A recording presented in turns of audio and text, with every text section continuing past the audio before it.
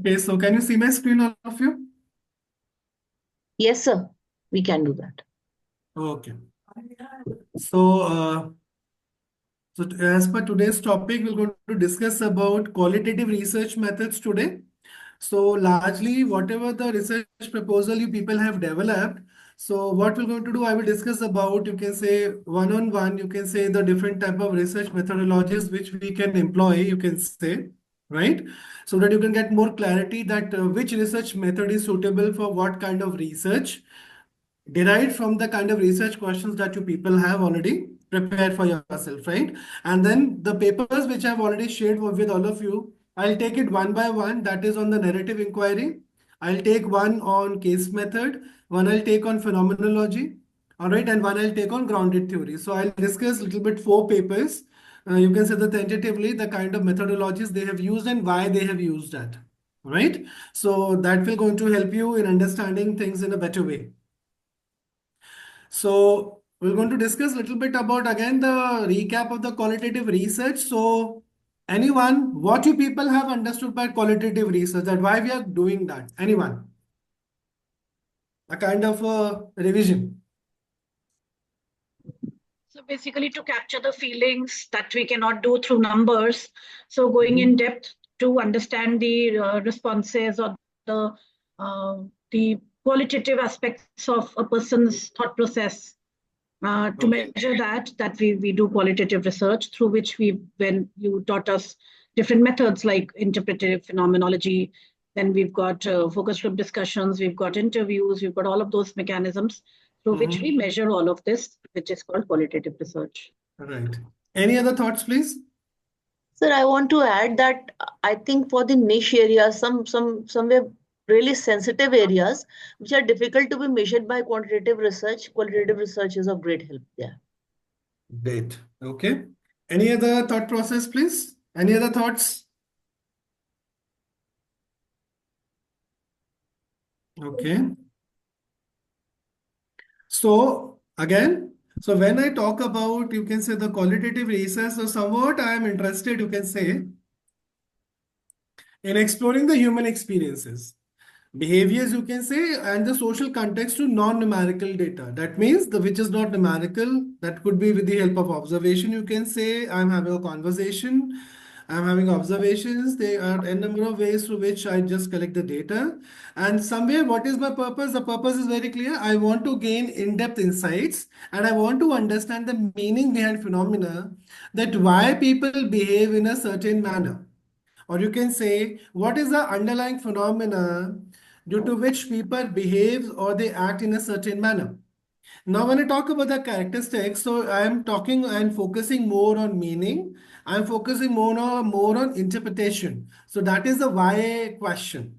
That why such thing is happening, why people behave in such a way, why this event is leading to us to certain kind of consequences. So I'm focusing largely on meaning and interpretation. I want to give a meaning to it. It is flexible and exploratory in nature. That means, in actual sense, if we talk about the qualitative research, it is very exploratory in nature. And then it is a context dependent analysis. So that is why we always say the qualitative research is not cannot generalize. Why it cannot be generalized? Because the respondent size is also very less, first of all. And moreover, we are taking the data, you can say, from a certain territory or from a certain geographical location. And so context become very, very important. So without context, you cannot actually do the qualitative research. So context become important because there we try to understand and analyze the underlying phenomena. So now moving ahead. So this is just an example, you can say. So you can just have a look. So we are talking about emphasis exploring the depth and complexity of human behavior, attitude, interaction rather than quantifiable measurements. And largely we are dependent on interviews, observation, analysis of textual or visual data to gather rich and detailed insights. Now, these are certain examples we have already studied about it. Grounded theories there which allow patterns and themes to emerge from the data rather than imposing preconceived theories. So we want to create theory. So with the help of that grounded theory, we can do that. Ethnography I'm largely using when I want to understand, you can say, the social belief of a particular group, you can say their cultural notions, you can say their belief, value system through participants' observation. And largely, every, you can say, method is very, very unique in itself.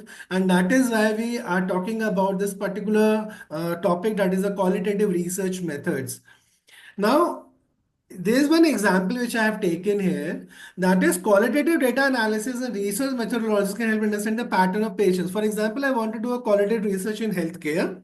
So this can be a little bit useful who are working in this particular domain. So you can, what you can understand the pattern of patients, that in which month, for example, you can say more patients are coming, what are the reasons for that, why they behave, you can say, in a certain manner, if they develop certain kind of a disease, for example, what is their mindset, what kind of emotion, like emotions they're experiencing, that their choices, their perspective, their describe illness experiences, like design health interventions and develop healthcare theories. Now, for example, we have seen so many people who are cancer survivors and all that. Now, for example, if you want to understand their journey, that okay, what are the how they have what was their experience during that particular time, how they overcome that, what was going in their mind. So, somebody want to understand that phenomenon. Now, that I cannot actually capture with help of any quantitative data. So somewhere I am able to get the deeper understanding of patient experiences. So I can what I can do. If I am having the better understanding of patient experiences, I can curate, you can say the better policies, the better services which can help the patients in a better way. Identify the gaps in the healthcare, that what patients are expecting and what we are providing. Supports patient-centered care, that okay, what kind of policies we need to work upon, how we need to sensitize the staff, you can say, and how we can support patient in a better way, how we can enhance the effectiveness of the various interventions that we want to bring in, and are they actually helpful? And moreover, if there are any kind of disparities, we can also look at it. So you can say that with the help of qualitative research, we can deliver fast results to back your strategic decisions. Like for example, recently I visited one seminar that was a leadership, you can say it's a kind of a seminar that was by Pritam Singh Foundation. So there was a, you can say, CEO of Max Healthcare. So he said that, okay, when I visited, I used to sit there that, okay, I talked to the relatives of the patients and I try to understand that, okay, what kind of experience they're having, you can see with the services which Max Healthcare is providing, where is the gap and all that. So somewhat you can say he was using observational techniques.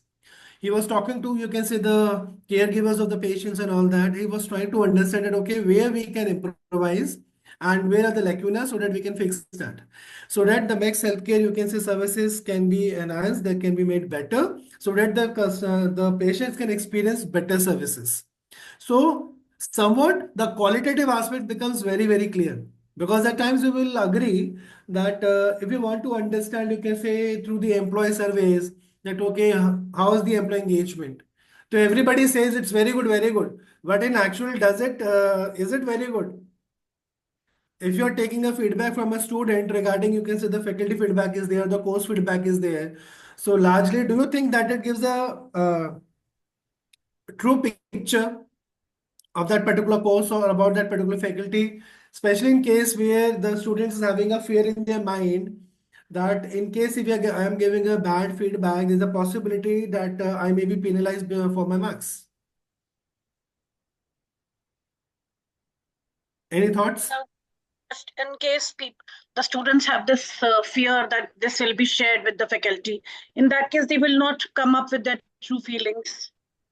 So there might be a possibility that on the Likert scale, the rating might be 4 or 5, but in actual, that's not showing the true picture, correct?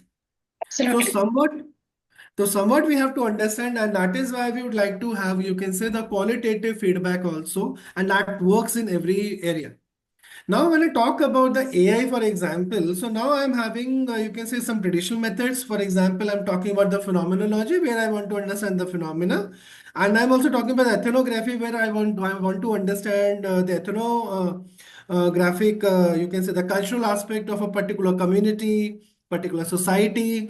And in this particular method, largely, you can say, the researcher becomes very much part of that particular culture. So he was living within that particular culture, his experiences of various norms of that particular society. So becomes very much part of it in the ethnography. But when I talk about AI-powered methods, so now I'm having a continuous feedback loop, or you can say continuous feedback mechanism. So in HR, rather than the bell curve methods, nowadays we are using continuous feedback loop, you can say, so that I can improvise on, you can say, the performance of the employees. And also with the help of AI, I'm getting the real-time insights also. That means AI is somewhat helping me to get the detailed, you can say, insights, what is happening in the organization, or in whatever the, you can say, the organization or the context I want to study. So somewhere AI powered methods are also working, traditional methods are now getting upgraded, but somewhere we have to understand that, okay, this is how the evolution of qualitative research method is happening. Any questions? Now moving ahead, so I'm talking about here also now about the mixed method research, because that is now widely used, you can say, and you can say the especially in the A category papers or A star, largely this mixed method researches are now being recognized more, and becomes easy if you're having this kind of mixture. Now everybody knows that we are having a quantitative research is having certain kind of advantages, and the qualitative research have its own value. So when we triangulate, you can say, when we mix both the methods, you can say, so I'm having a numerical records of empirical data, you can say, I can have a hypothesis, you can say, I can confirm or reject it. I can generalize data from the large sample, but still what that large data is telling me, I can also add, you can say, the rich insights from the qualitative data, which I have already gathered, you can say, from the respondents. So if I am collecting the data, maybe for example, from 700 employees, but I'm not going to conduct, you can say, the qualitative, you can say, interviews for 700. I'm not doing that. So what I'll do, I will going to pick, you can say, certain number from that particular population just to understand the similar phenomena which I want to confirm through the quantitative research.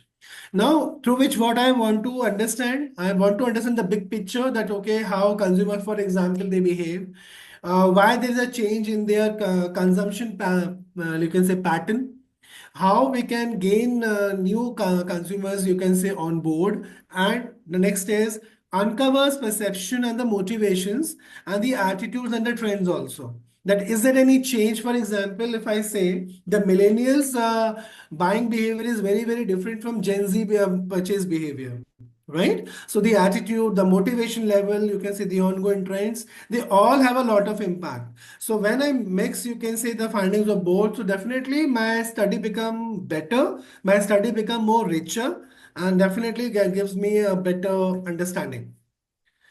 Similarly, in this way, so what is basically the approaches that I'm using? So if I talk about quantitative is more largely deductive, because already a lot of data has been there. I have collected data, so breadth is large. I am proposing hypothesis. So it could be experimental, it can be quasi-experimental, you can say. Largely, I can have a random, you can say, sampling or non-random, depending upon the research work.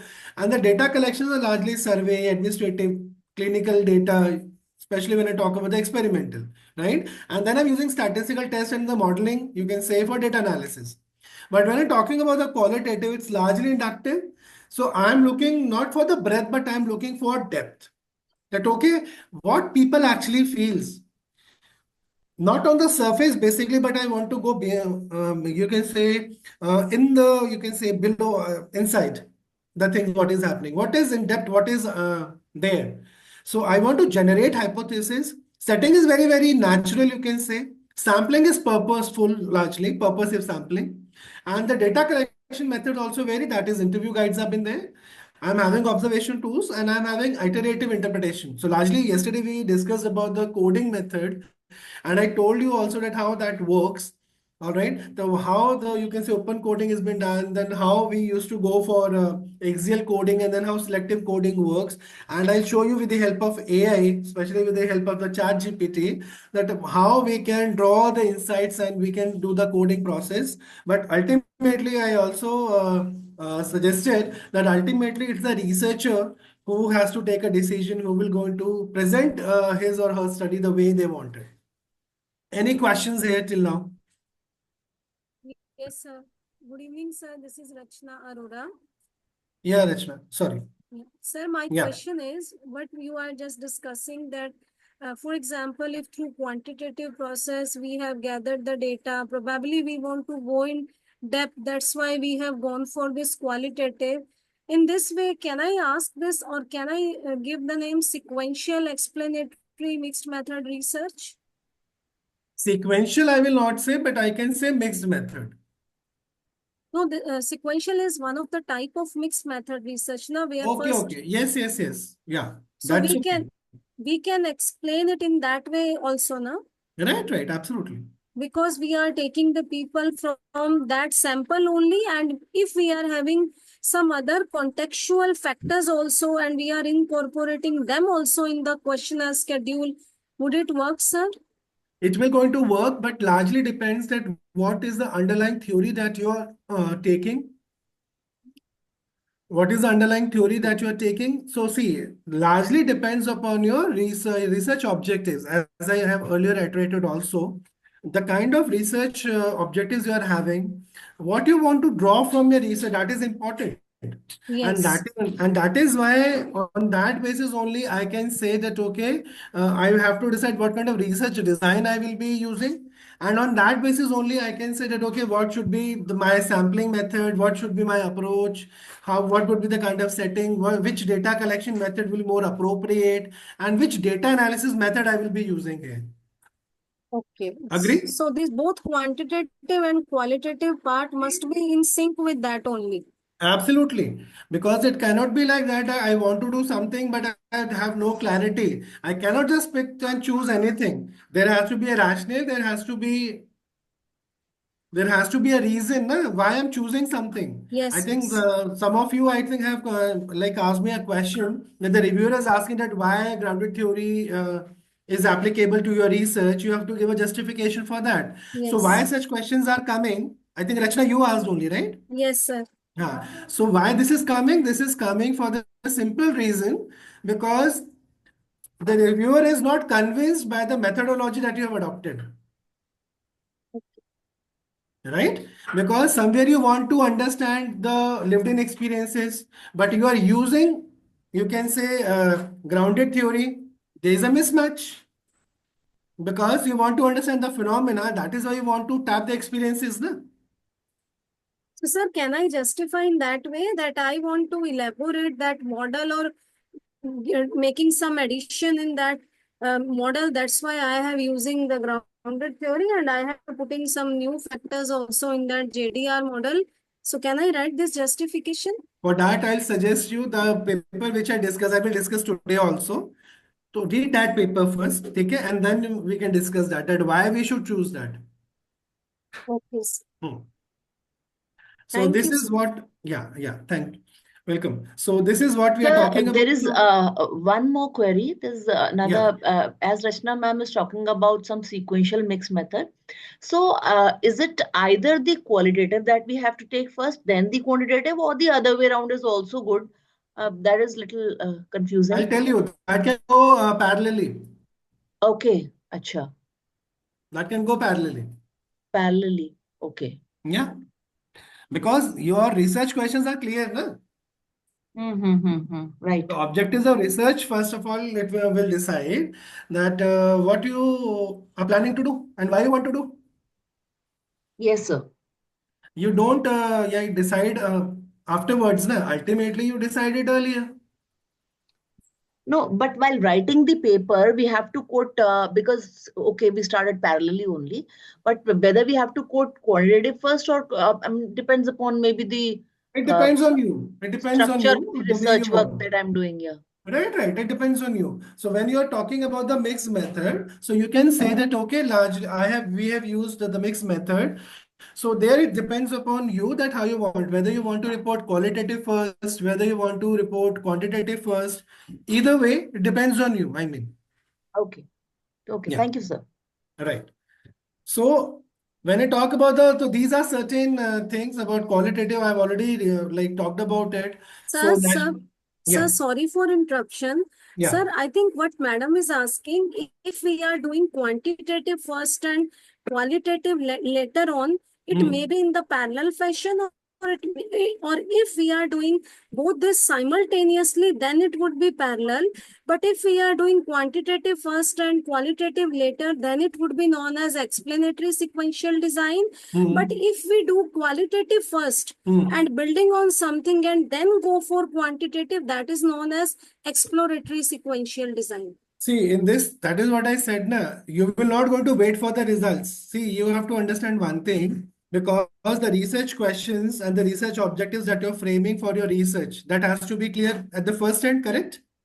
Yes. Right. So definitely, in the meanwhile, when you are collecting your data through a survey, for example, the questionnaire, right? On these simultaneously, then you are going also with the interview schedule, for example, with the help of interviews, you are collecting data, correct? Yes. So it all depends that, see, there are two ways to it. So when I'm talking about you can say the mixed method. I'm not going for sequential or exploratory, right? I'm talking only about simple mixed method first, Abhi, because let's not confuse everyone here.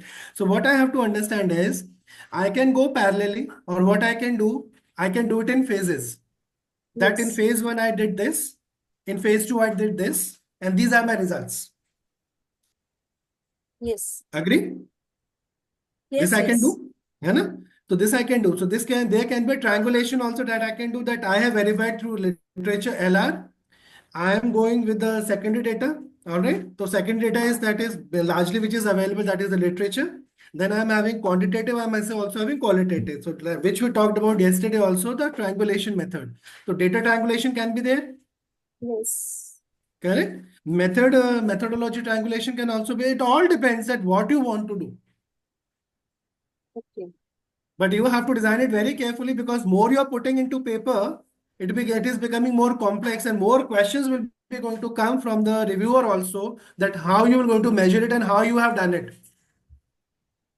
So triangulation can be, sir, at any phase, whether it can be for literature or for methodology or for See, findings. it could be for data, it could be for methodology, it could be for analysis. It could be at the researcher level also, right? Yes.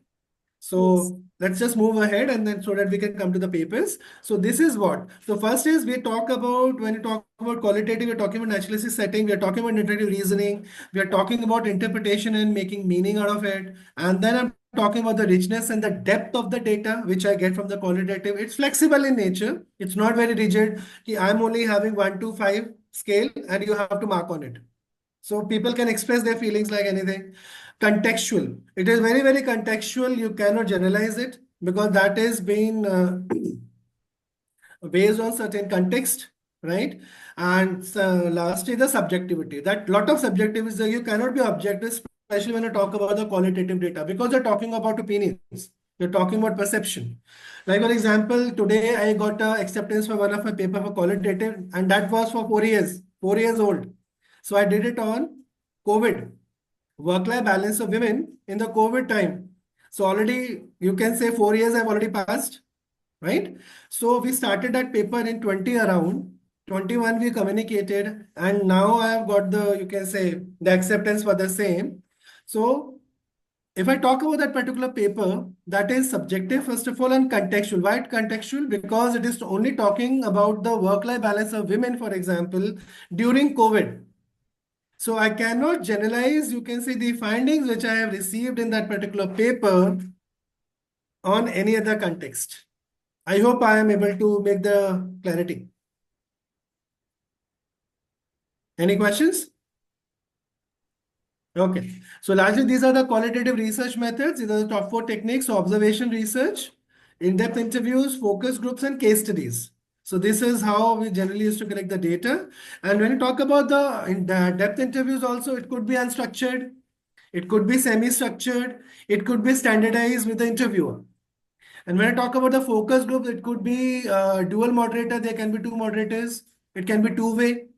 It can be dueling moderator, or mini groups I can form. When I talk about the projective techniques, so it could be an association, it could be completion, construction, expressive. I can show some pictures, or you can say emojis, and then I can see the expression of the people, right? So there are n number of ways to collect the data. All right. And on that basis, then I can further move to the next step. So largely this is what we talk about. These are largely been used: ethnographic, narrative research, grounded theory, action research, and the phenomenological research. So this is the key qualitative methodologies that we talked about. So quickly, I'm just finishing it. So ethnography, when I want to understand the cultural practices and the behaviors within a community, right? And it is very immersive observation over time, because as a researcher, you stay in that particular community, maybe 6 months or 1 year also, even for more. If you want to observe, you can say a particular culture over the period of time, maybe a period of 6 months to 1 year or 2 years. It all depends. If you really want to study it in detail. So immersive observation over time. And then data is collected through field notes, interviews, participant observation, and the outcome is very, very rich contextual narrative describing cultural settings. Like for example, I'll give you in Uttarakhand, if I'm not wrong, in Uttarakhand, there is one community in which one lady can even get married to 4 or 5, you can say, brothers in one family. Now you will going to say that we are in 2025, all right? In 25, can we have this kind of communities and who believe in this kind of practices? Yes, they are. There are a lot many, you can say, tribes which are having certain unique practices in their culture, and they behave in a certain manner. Like for example, we talk about the African tribes, for example. So polygamy is very much accepted in their society. Yes or no? So somewhere I am trying to understand their culture, that why they are behaving in a certain way. So these kind of studies are basically known as ethnographic study. Please just make sure that you are clear with the methodologies which I'm discussing right now. Any questions here right now? No? Okay. Phenomenology. So basically, I want to understand and explore, you can say, and describe the individual's lived-in experiences and the capture. And I want to capture, you can say, the essence of phenomena through participants' perspective. I am, as a researcher, I'm not going to add my perspective to it. I am simply, you can say, reporting, you can say, the participants' perspective only with the help of the quotes, you can say the comments that I have shown. So in the nurses paper, you have seen that I have put some quotes. Those quotes are given by the nurses. Not, I have not, I might have refined, I have only refined the quotes, you can say, for the English and all that. But the course, but you can say the quotes and everything is similar, whatever they have spoken. So I have just put it that way only. So data collection is in-depth interviews, reflective journals, and the outcome is where I can understand, you can see the meaning and the significance of the phenomena, that why they behave in a certain manner, why they are not. All right. Then we talk about the grounded theory. So I want to develop a theory grounded in collected data. ना आप बोलेंगे grounded theory है क्या? तो बहुत सीधा सी बात है, हम जब डेटा कलेक्ट करते हैं हमें नहीं पता है कि डेटा क्या कह रहा है. तो that is why we used to say that it is an inductive process. I have not read. तो कई लोग बोलते हैं कि पहले लिटरेचर पढ़ लो, आपको पता चल जाएगा कि क्या एग्जिस्ट करता है. That is a deductive approach. But when I talk about inductive, तो आपने कुछ नहीं पढ़ा. ये आपके दो थॉट्स हैं क्वालिटेटिव रिसर्च में भी. वो ये कहते हैं कि आपने डेटा कलेक्ट किया है, collect the data, and then what you can do is कि like when you start analyzing data, so theory will automatically emerge out of the data which you have collected. That means theory is grounded in the collected data. And what is the process that I'm following is the iterative process of coding and the constant comparison. So I'm comparing it, which I have shown in the coding process also yesterday. Now, what are the data collection methods? They are interviews. There is a focus group. So to the focus group, I can do that. Observations have been there. And what is an outcome? I am trying to give a conceptual framework that is explaining basically a social process, that how largely the society is behaving.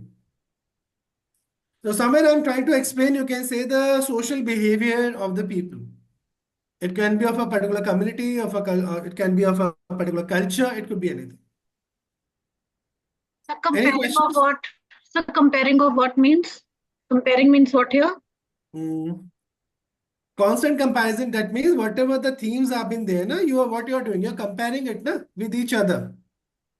So when we are So doing the first coding, order, second order, we are comparing that first, what were the themes, what were the words yes, and that then we look for emerged. the connections also.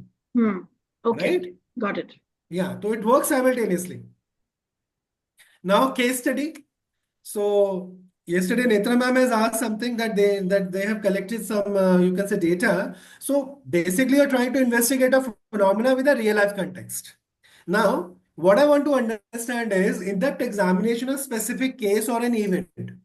Event, for example, it could be COVID example, right, which has already passed now. It could be elections, for example, that during the elections, what is the behavior of the people, how they behave, how they act, for example, you want to understand that. And the collection methods are interviews. It could be documents which are available, archival records, comprehensive insights in the broader implications. Now, lot many cases are coming in the IV where what they have done, they have collected the data you can say from the secondary sources. Secondary sources mean that means news articles. That means whatever data is available in the public domain. Now, what they are doing, they have collected the data and they connected the dots and they curated a story about a particular organization. So I think all of you have used the, you can say, lot of cases in your life also, you might be using in your classes also. For example, Byju's. So I was teaching a case on Byju's that, okay, what kind of corporate governance, you can say problems were there in the Byju's. What was, what was the role of the board members? What was the, you can say, the role of the promoter or the entrepreneur, you can say Ravindra Baiju, right? So I'm just trying to understand all those things. So there that are related to a particular organization, for example, what they did and how they did. And then I connected that and I curated a story. And then I'm telling, and also I'm attaching a theory to it at times so that I can get a comprehensive insight and a broader implications that how the company is working and what will be, you can say, the implications for the various stakeholders, for example. Any questions in this particular part?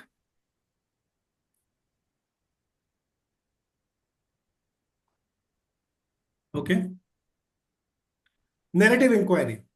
So again, I will share my paper here. So what I'm trying to do is I am trying to analyze the life stories to understand meaning making. So people are sharing their stories with us. And here the researcher's role becomes very, very prominent because somewhere what you're doing, you're trying to collect and interpret the personal narratives. So data collection is largely in the life history interviews. Like for example, there is a lot of research that has happened, especially on the Jews, for example, that the people who were prosecuted, you can say in Germany, in the camps, you can say in the Hitler's camp, right? There were many people who got killed at that point of time, but there were few survivors also. If I talk about Titanic example, so there are some survivors also. So if you want to understand that particular the stories from them, all right, and then what you're trying to do, you're trying to make a coherent narratives that is reflecting personal and the cultural meanings of it. So you want to give a meaning to it. So you're narrating, you're telling a story, narrative inquiry. That's the one way that we want to, you can say, analyze the data. And this is one method that is narrative inquiry. So till now, are you people able to understand the basic differences between the methodologies? So थोड़ा confusing है. So I'm so I'm confused with the narrative inquiry and with phenomenology. मतलब हाँ सारी भाई, एक जैसी लग रही हैं basically. हाँ तो ये आपको समझना है क्वालिटेटिव इसलिए अंडरस्टैंड थोड़ा डिफिकल्ट हो जाता है तो देखिए I just naively you have to understand one thing when I am talking about phenomenology I'm talking about lived in experiences right lived in experiences आपने क्या एक्सपीरियंस किया फॉर एग्जांपल चलिए एक छोटा सा आपको लाइव एग्जांपल देता हूँ if I want to understand that okay what is an experience of Naveli of attending the qualitative workshop that you are doing right now. If I want to conduct a research on all the participants Correct. about their lived in experiences, that what was their feeling, what is their understanding, right? How's their experience, right? During the workshop, what was the journey and all that. So what I'm trying to do, I'm trying to understand the phenomena. Lived in experience, that means which participant have actually experienced in their own life. Okay. But here what I'm doing is, Naveli, if I'm asking to you that, okay, how was the experience? The third person is asking. You're telling him or her your story. So if that person is now interviewing Dr. Shilpi, though she might be telling her own version.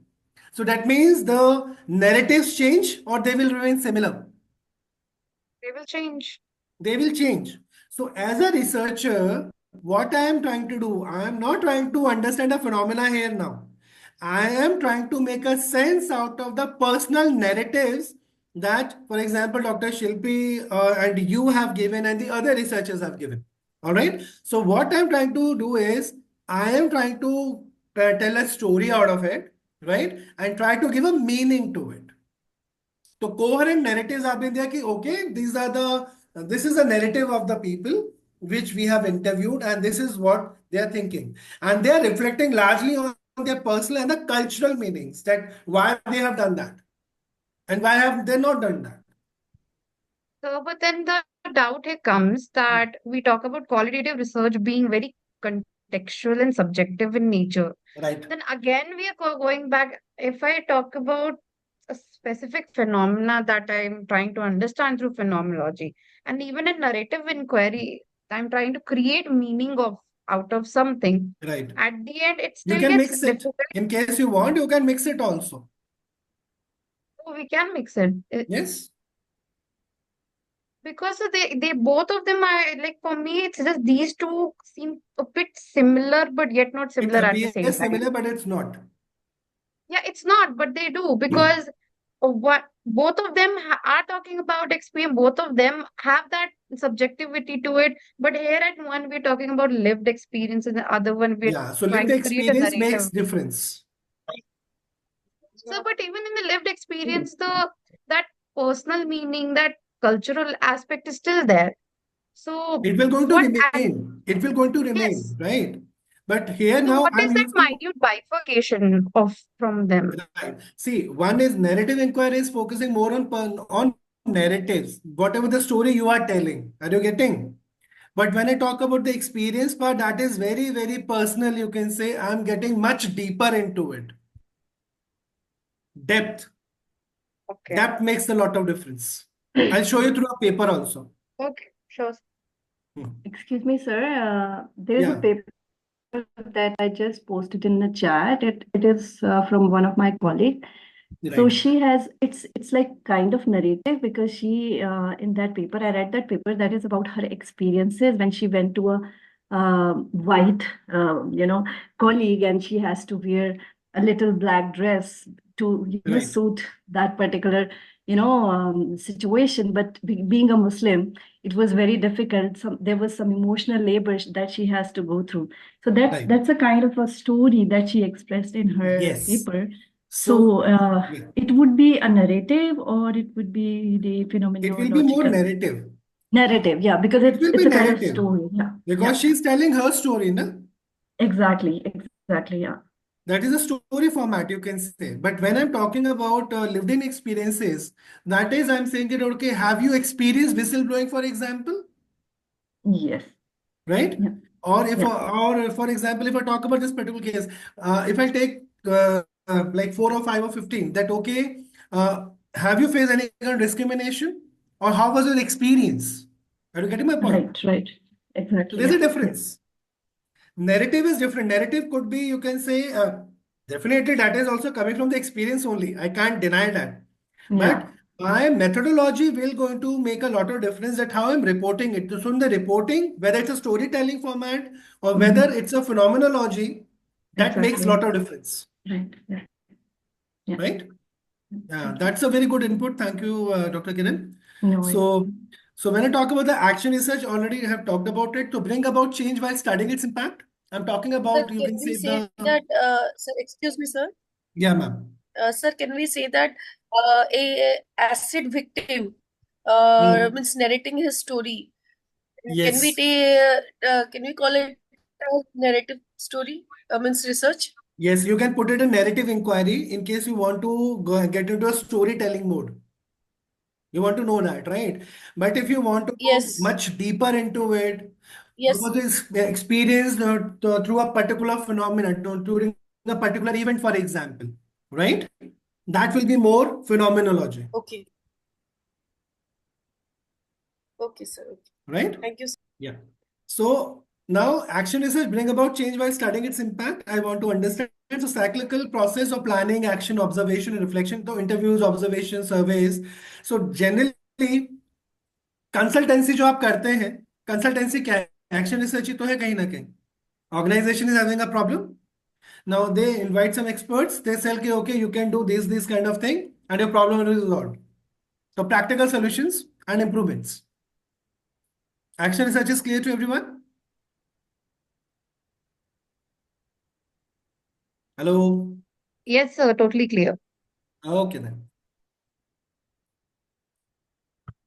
And now discourse analysis. Now what is happening that I'm having a lot of discourse which is available to analyze language used to understand power dynamics and social structures. For example, I have taken the tweets, right? Uh, for example, there is a post and so many people have posted so many things over there. Now, on the basis of the comments that people are making on a particular post, can I examine the communication in the various contexts? And have you ever experienced that there's a miscommunication because you can say of the language or the usage of words in different contexts?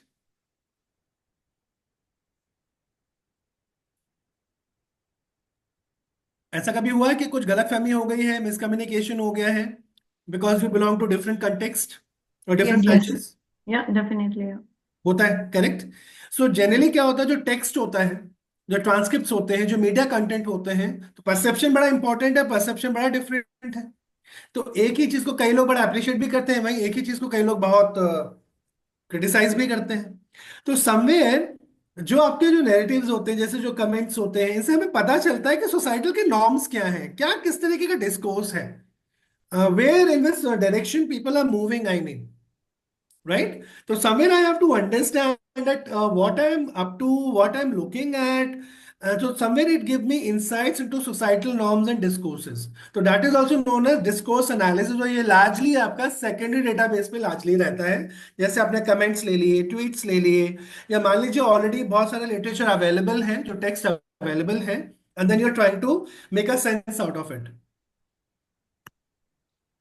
Autoethnography.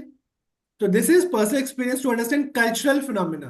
अब आपसे कोई पूछता है कि okay, how is your experience about your own culture, right? तो for example I think doctor Kiran is staying in Canada. So definitely there are not many nationalities who are staying in Canada, right? There is not one single nationality. So if I talk about the personal experiences, so I think everybody is having their own understanding of their culture. Am I right? So somewhere the process is self-reflection, analysis of personal narratives, right? That okay, how was my experience? How I'm working on it. So Karan ma'am, would you like to just add something to it?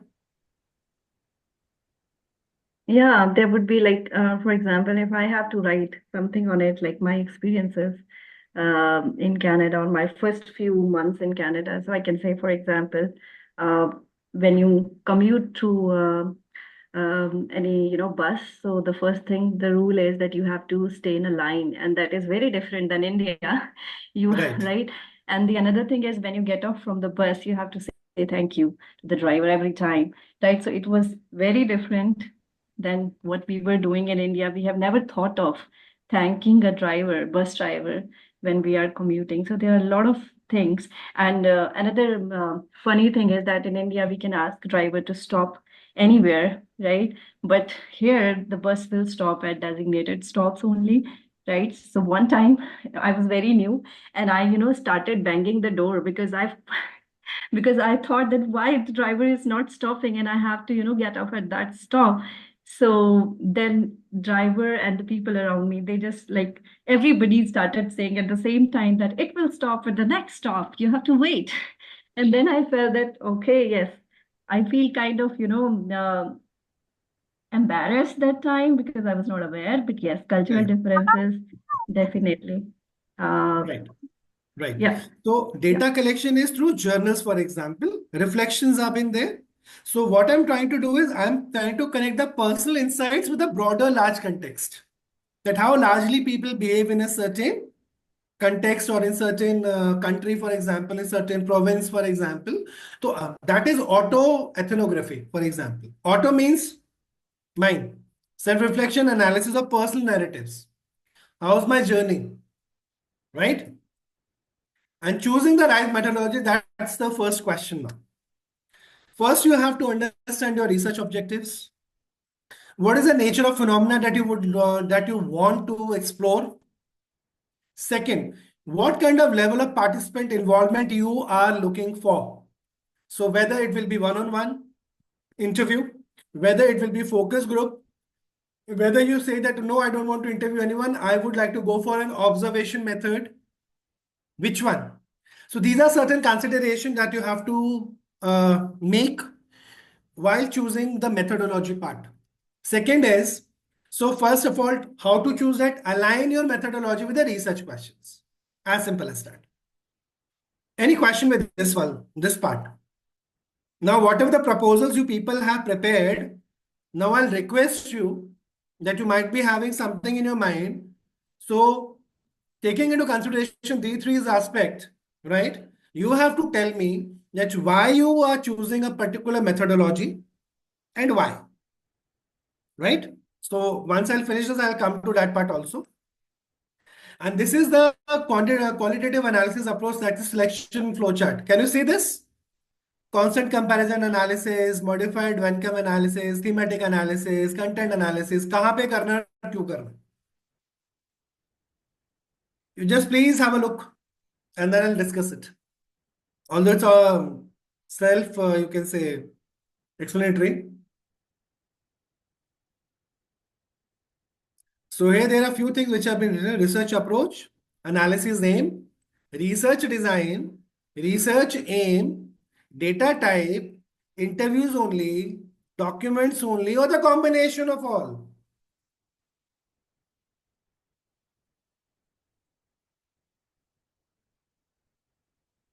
Yes, Padma ma'am. Yeah.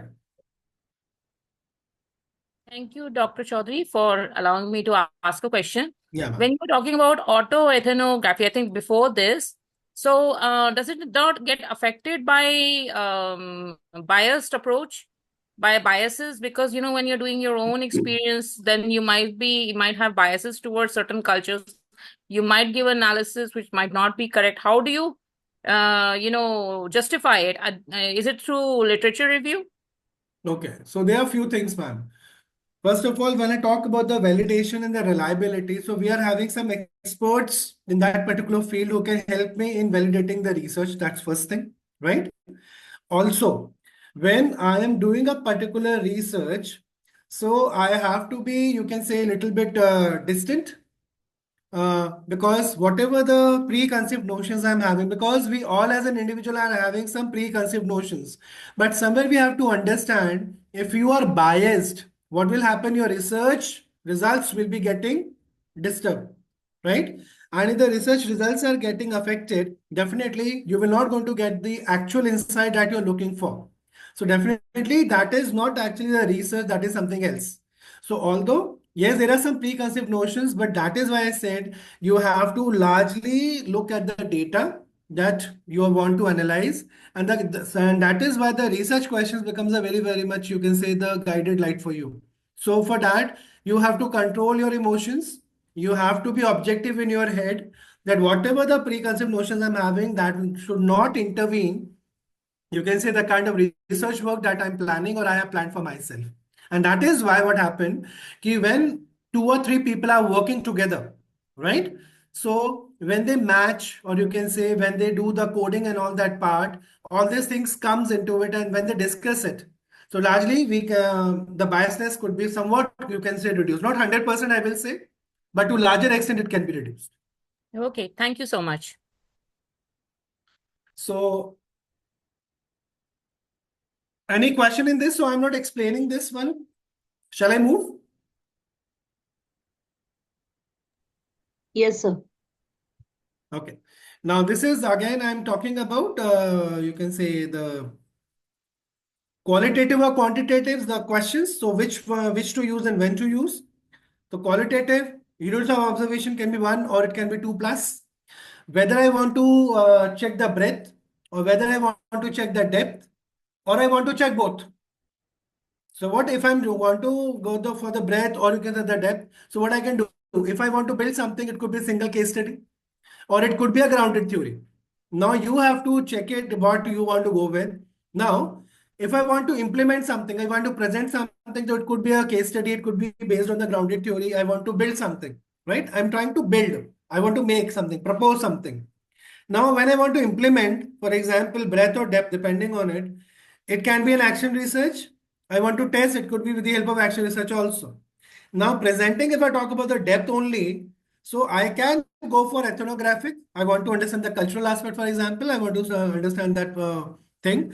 And when I want to go for larger one, so it could be when I want to present it again, that could be multi-case study wherein one particular paper you can say I can go for the multiple cases, right? For example, you can say the, the research on the menstrual hygiene of women in India, for example, where you want to take the cases from example, you can say Uttar Pradesh, and there you want to conduct, you can say from the various districts, for example, different cities. So there could be multi-case studies, you can say. It can be based on the different strata, which can be based on the income, which can be based, or you can say whether it is a the type that is rural or urban. So there can be a number of things. So there can be multi case studies. So there I can use grounded theory. So wherever I want to build something, I can go for a case study method or I can go for a grounded theory. And wherever I want to explore, you can say the experiences part, I can go for phenomenology. And if I want to test something, I can also go for multiple case study also. So this is what it's a simple example just to give an overview that how you can select, you can say the method correctly for your research that you want to do. Now, these are certain techniques which I've already done. Interviews and focus groups are there. Observation and field notes have been there. We have document analysis, which is already available in public. So there are a lot many people who have used, you can say the lot of documents which are available in the public domain. And then they have created, you can say lot many cases. Analysis method could be thematic analysis and coding and categorization, which we have already yesterday, and constant comparison. When I'm comparing, you can say both the things, right? So these are certain way through which I can go. And what is the recommended sample size? I think मुझसे किसी ने question पहले दिन ही पूछा था, तब मैंने बोला था I'll tell you that. So अगर आप इन डेप्थ इंटरव्यूज कर रहे हैं तो रिकमेंडेड सैंपल साइज जो होता है that is 10 to 30, right?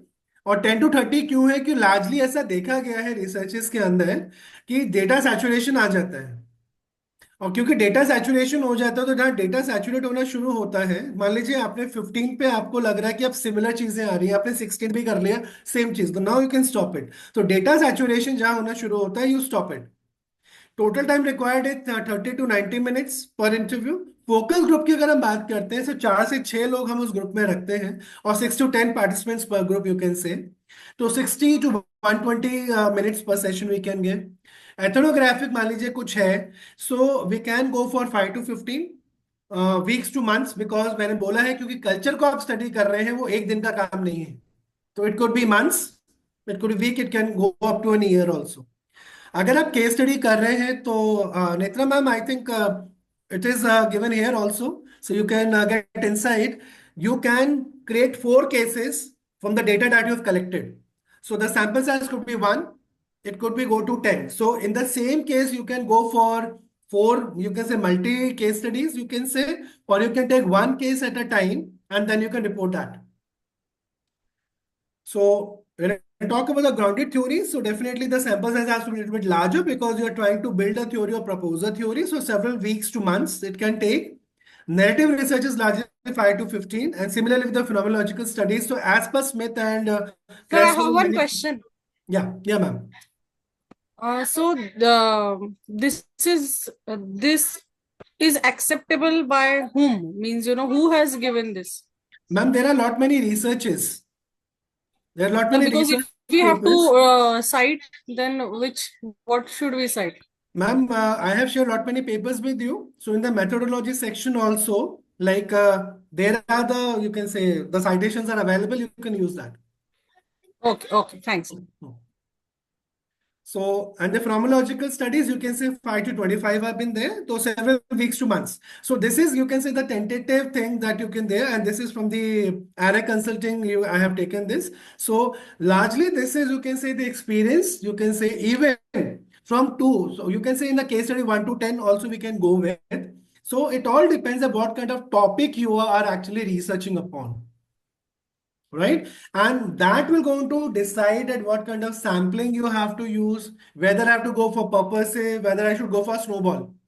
Now, for example, if you want to study about, now, for example, after 2017, after 2017, this Article 377 got strike off. So that time still many people are coming out of the closet. Now, still in 2025 also, you just tell me one thing.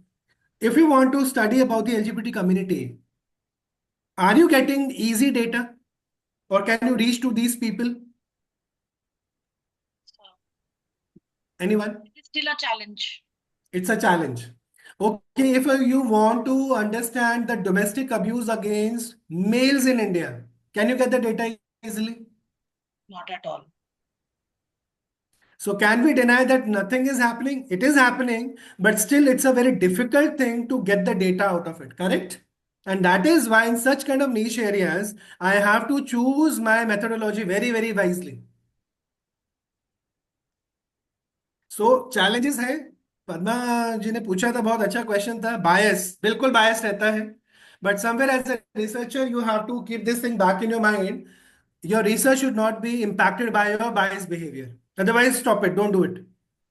If you want the similar kind of result that is already in your head, na, then why you want to report it? That's okay. Everybody knows that. So subjectivity is there. There's no objectivity. It is time-intensive data analysis. It takes time. No AI will going to help you with this. They can give you initial insights, you can say, right? But ultimately, you have to put your brain that, okay, what is the connection you can say between the given themes, or you can say the codes that are initially generated, and can I compare it? So accordingly, what I can do, I can give the command or the prompts, you can say, and the way I gave yesterday in the chat GPT also, and you cannot generalize the findings. That's the biggest concern you can say of qualitative research. If you want to generalize it, go for quantitative part and moreover ethical consideration. I'll give you one example. Sometime back there was one series Wazir that was released on Amazon. किसी ने देखा है वो? वजीर भी तो देखी है, सीरीज नहीं देखी. अच्छा, सीरीज भी देखी है, बड़ी इंटरेस्टिंग है. I think and that's I think Wazir something was there. So what is happening that one guy has written a book, and while writing a book, he has actually disclosed the identities of the people on whom the book was written. Now what happened in that series? What has been shown that the children of that couple actually came back to take a revenge from that particular author, you can say, because he became very big shot after, because that novel became a very big hit. But what he did, that after release of his book, the lady committed a suicide because the society in which she was staying in, because in his book, he mentioned her name. He mentioned, you can say, the place where she is staying. He mentioned about her past and everything. Ultimately, the society in which she was staying, everybody got to know about her, what her past was all about, and the entire reputation, you can say, because there were so many secrets of that particular family that came out. Lot of embarrassment happened to her, and she committed a suicide. In the similar trauma, the husband also died, and the small two children were remaining. Now you just understand, was it ethical for that author to disclose the actual names, actual location, actual city, and the actual incidents? Incidents, can't you disguise it? Now, what is happening here in this particular case, because you disclose it, it affected their well-being. and they got, you can say, such a social shame that they committed a suicide, and the entire family got affected. So you have to make sure that on whomsoever you are doing research, their identity need to be kept anonymous. Until unless it is an experimental one, you have taken a written consent, but you have to make sure if there is any kind of threat to their well-being, you have to make sure that you are not doing any. See, research is for the well-being of the society and the people. Research is not for the people, you can say, to put their life in danger. So that is why ethical considerations are important. And that is why in all the journals nowadays, they're asking that have you taken permission from the ethical clearance committee for the qualitative research that you are conducting? And you have to give a justification for the same, that why you have not taken, you can say, the clearance, or if you have taken, so you might be needing a proof also for that. Am I clear? Sir, can you please elaborate on the ethical clearance committee? Because every organization might have this ethical clearance committee, but if we are interviewing the I'll tell you, ma'am. Largely, for example, you are a faculty in a particular institution, correct? So in that particular, like you have a research committee, similarly, we are having an ethics clearance committee in your institution or organization. So when you are conducting a particular research, so in your institution, there need to be an ethics clearance committee who should give you clearance that, okay, the research you are conducting, or you can say the experiment where the human participants are involved, you are not doing any such thing that can impact their well-being. Monica ma'am, am I clear to you? Yeah. So, So you have to take a permission from your institution. okay. So, excuse me, sir. Yeah, ma'am. Sir, if we are not disclosing the names of the participants whom we have interviewed, then do we need to make that declaration or take the consent from the ethical, the clearance from the ethical committee? No. Like I have shown you the name, like the research which I have conducted. So I have given a code to them, participant 1, 2, 3, 4, 5, right? Their names are not disclosed. Their name of the organization is not disclosed. Only information is what their designation was, what their age was, what their qualification was, right? But I have not disclosed any such thing. तो आप identify कर ही नहीं पाएंगे data से कि वो कहाँ पे है, करेक्ट? तो दैट मीन्स अगर आप पहुंचना भी चाहें रिस्पोंडेंट्स के पास तो आप नहीं पहुंच सकते, क्योंकि because whatever the research you are doing, that is basically for the academic purpose. So that is why when you are making a questionnaire, you make a declaration that the data that has been collected is only for the academic purpose only. That is a disclaimer that has to be given. Yes, Padma ma'am. I like to, if you permit me, I like to Please, share please. something with everyone. Yeah. See, my PhD was on corporate social responsibility, and it was way back in 2005. I got registered for it. And my work was such that initially when I took it up, I was very excited about it. But when I got down to doing the study and finally I went, because firstly building the questionnaire itself was very tough. It was so broad based. And secondly, I had to develop definitions and everything for it. But when I went for the survey, the first hurdle was I had access to people at the highest levels. I could get to them very easily because they were interested about it. They were seeing this questionnaire for the first time. At that time, there were only 16 companies who were doing, CSR reporting they were doing in India. And our SEBI was still getting its hang of things and putting up accounting information on websites. So they were ready to answer, but their one concern was our name should not be disclosed. Right. Our designation, our company's name, nothing. And many people I have given in writing on stamp paper that I would never disclose their names as long as I live, because when you give that kind of, they will fill your questionnaire, and not only that, then they will tell you things that you might have never heard of. They will disclose everything because there is no sense of fear. And this person is only a researcher, so she's going to keep maximum to herself. And I'm talking about a time when I was completing my survey. I'm talking about 2008. That was the time of subprime lending crisis. 2009. Finally, at the end of 2009, I submitted my PhD thesis. In my PhD thesis, if you look at it, No one can guess which company. Only there are 4 sectors: primary, secondary, tertiary, and that too I took a definition of New York. There was a researcher in the New York Stock Exchange who had published a paper, and he had given the 4 sectors and quaternary, identified the sectors, segregated data, and I've published my findings. Right.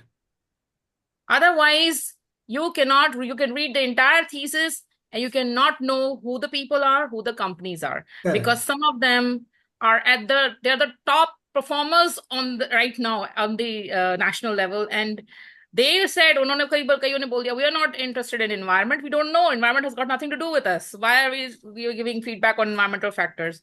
So, I mean, of course, they later sat down and understood from me how they were, and they did change their policies and later on, and they're doing a lot now for the Right. environment. So, But the thing is, at that point of time, it was a very dicey thing. So what I'm telling to your participants, and sir, I would like to thank you for allowing me to share this, is that you may have to be very careful when you're writing, that nowhere do you leak names, because then that is a breach of trust. absolutely. So, and moreover, when it comes to data collection, especially for the qualitative research, so what Padma ji has already like very beautifully she has explained, trust is very important. तो trust building में भी कई बारी बहुत महीनों लग जाते हैं आपके। एक दिन में नहीं होता ट्रस्ट बिल्डिंग कि आप किसी के पास गए और उसने आपको डेटा दे दिया, ऐसा नहीं होगा until unless you know them।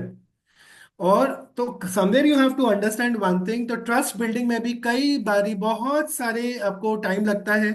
1 meeting, 2 meeting, 3, तो कई बारी 3 to 4 meetings are just and just for trust building exercises, और आपका काम नहीं होता उसके अंदर। तो वंस जब पर्सन को एक आपका एक विश्वास हो जाता है कि ठीक है ये डेटा लेगा, डेटा को मिसयूज नहीं करेगा या करेगी, उसके बाद वो आपसे खुलना शुरू होंगे, फिर वो अपनी बात कहना शुरू होंगे। फॉर एग्जाम्पल, अब आप किसी से कोई डेटा लेना चाहते हैं कि क्या आपको दहेज के लिए प्रताड़ित किया जाता है, कौन बोलेगा आपको? वो भी पहली मीटिंग में कि मैं रिसर्च कर रहा हूं, मुझे डेटा चाहिए आपसे। Does it make sense? I mean, and in case you want to do a survey of, for example, DEI, हम initiatives की बात करते हैं, तो क्या आपकी कंपनी में DEI initiatives हो रहे हैं? वो तो बोलेगा हो रहे हैं, लेकिन एक्चुअली उसे पता है कि नहीं हो रहे हैं कुछ भी, आपको मालूम है ये चीज। But will that person acknowledge? He will not acknowledge till the time there is a trust factor that you will not going to reveal, you can say, the things that have been discussed between you and him. Does it make sense to everyone? At So least please, not tell the name of the company. Even if you are revealing, give only averages, give only skewness test, mean, mode, median, that you do. Sir, when I was going through my PhD viva, the examiner said, okay, you cannot disclose the name of the companies, but since half of your PhD is on financial data and financial analysis to see what is the impact of CSR, so why did you not include the entire data sheet of 500 balance sheets? I was like, if I disclose the average, reserves, you will immediately know. You can Google it. You can take that number of 1 year. And because I had given the average of 5 years. So he said, you could have disclosed the entire 500 balance sheet. It would have looked very impressive. Many sir, you would have picked one data. You have gone to the Google and you have Googled and you have come to know which company this is. correct, correct. So I am not putting any such data in my thesis. There is right. no such data I'm disclosing. So in short, that you have to be very careful while reporting also, and especially when you're going for an interviewing. See, it's an art. Interviewing is an art. So it solely depends on you that how comfortable the respondent is with you or the participant is with you, so that he or she can share the actual feelings with you. Or you can say he or she can tell the actual story. So it depends on you and your, you can say, capability, I will say rather, that how better you are equipped to get the actual things out of that particular person, so that they can talk truth in front of you. I will talk about truth only. So at times people make stories, they give you whatever you want to listen, but that's not you are there for. You want to listen to the actual stories, or you can say the actual experiences, or the actual thing that happened, right? That is unfiltered. You want unfiltered responses. But for that, trust building is a very, very first norm, you can say, for any qualitative research. So conclusion, I will say the qualitative methodologies provide deep insights. Each method suits different research objectives. So you have to very careful ensuring the meaningful outcomes out of it. So, and with the final thought is understanding the human behavior goes beyond numbers, right? So with this, I'll just finish my presentation for today. So any questions, please?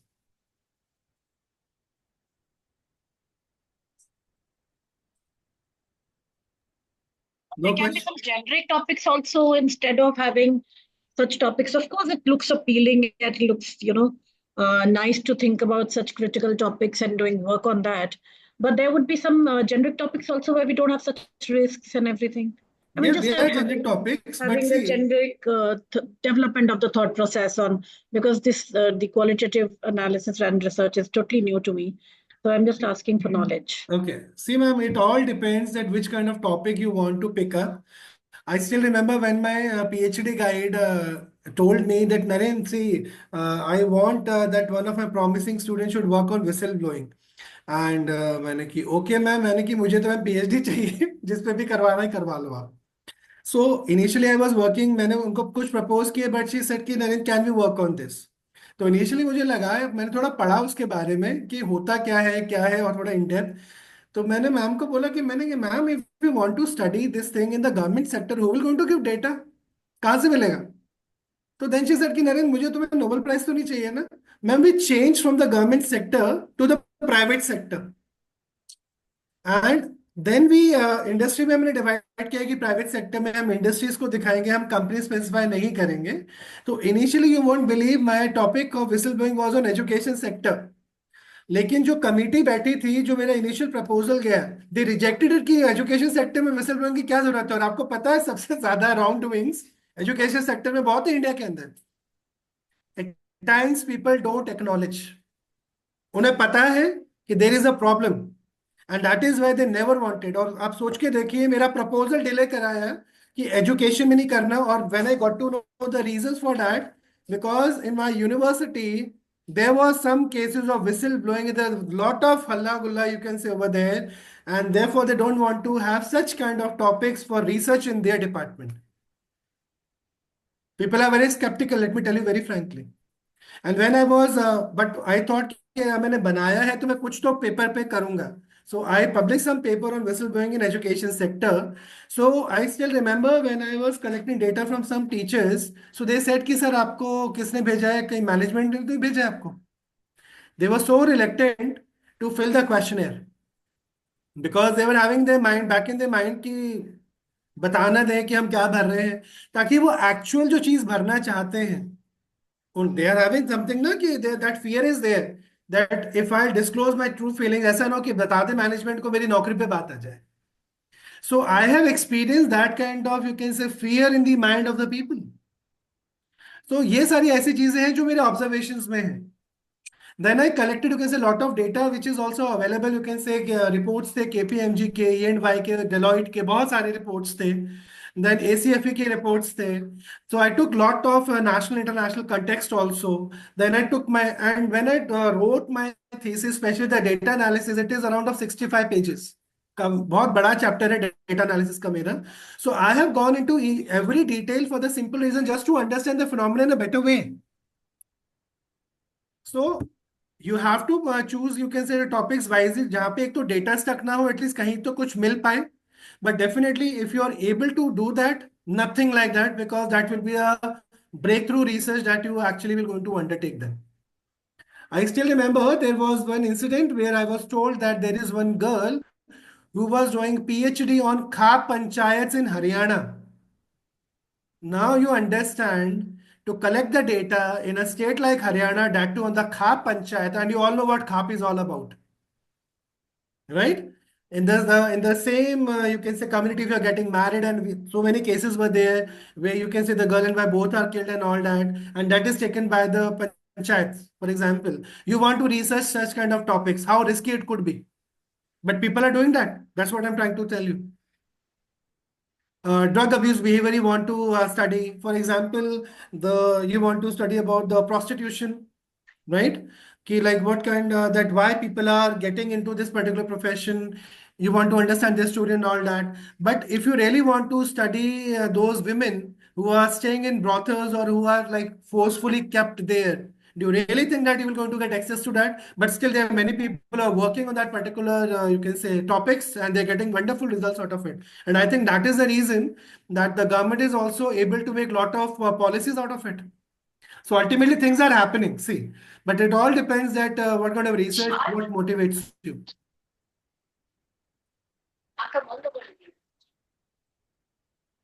So with this, I'm just putting into my presentations. So no questions, I feel, from the presentation, I believe. No, sir, all good. Great. So now I'm coming, you can say, to one of my paper that is on narrative inquiry. I hope it is visible. Yes, sir. So see, this is entrepreneurship education and training in Indian higher education institutions, a suggested framework. Now, from this you can understand the study aims to evaluate the components of entrepreneurship education and training in India, and the paper proposes a framework for an effective, that how we can make it effective. You can say the regime for entrepreneurship education is fundamental to mainstream.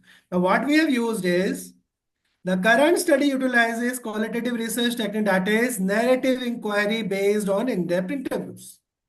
So this paper is basically on narrative inquiry. So my recommendation is that when you people are coming tomorrow, please just read these papers for some clarity, so that in case you are having some doubts, we can take it. Now, how many respondents have taken? 16. And who are the participants? You can say from the educators who are actively. So you can say the incubation cell people were there and the faculties were leading them. So we interviewed them. And then the study identified five broad meaning units, जिसे हम themes कहते हैं, that is incremental pedagogical efficiency, flexible evaluation system, entrepreneurial experience of the faculty, extended support, holistic mentoring, and experiential learning, which are the main themes of this particular paper. And then we gave it. So you can see then accordingly we have built up that why we want to conduct it. And now see, there was a question also that why we want to do research on this. So what I have written, the quantitative research technique does not give researcher the required impetus to examine the environment of other contextual factors.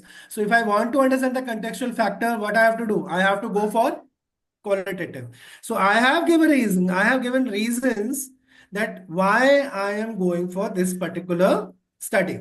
So qualitative studies exploring perception, tapping teachers' experience education are decidedly few. बहुत कम है. The present study will mainly discuss e.g. components and propose a framework regime based on its findings. This framework will act as an enabler, and that is what we talk about. And the main question here is what the component required in ET at the HS to increase the course effectiveness are. So this is my research question. And on the basis of that, I have studied. Now I have given the literature review that what kind of things have already happened in the past. And now I'm coming to the methodology part. Now see, this is the research design, because in this I took care of the methodology part. So you can see that why I have taken it.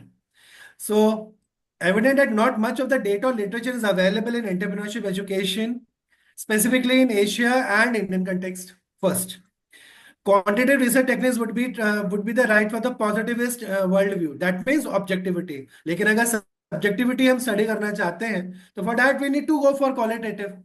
Now, growing consensus that qualitative research can be applied in the entrepreneurial domain to explore, put forward. So I gave some, you can say, insights here.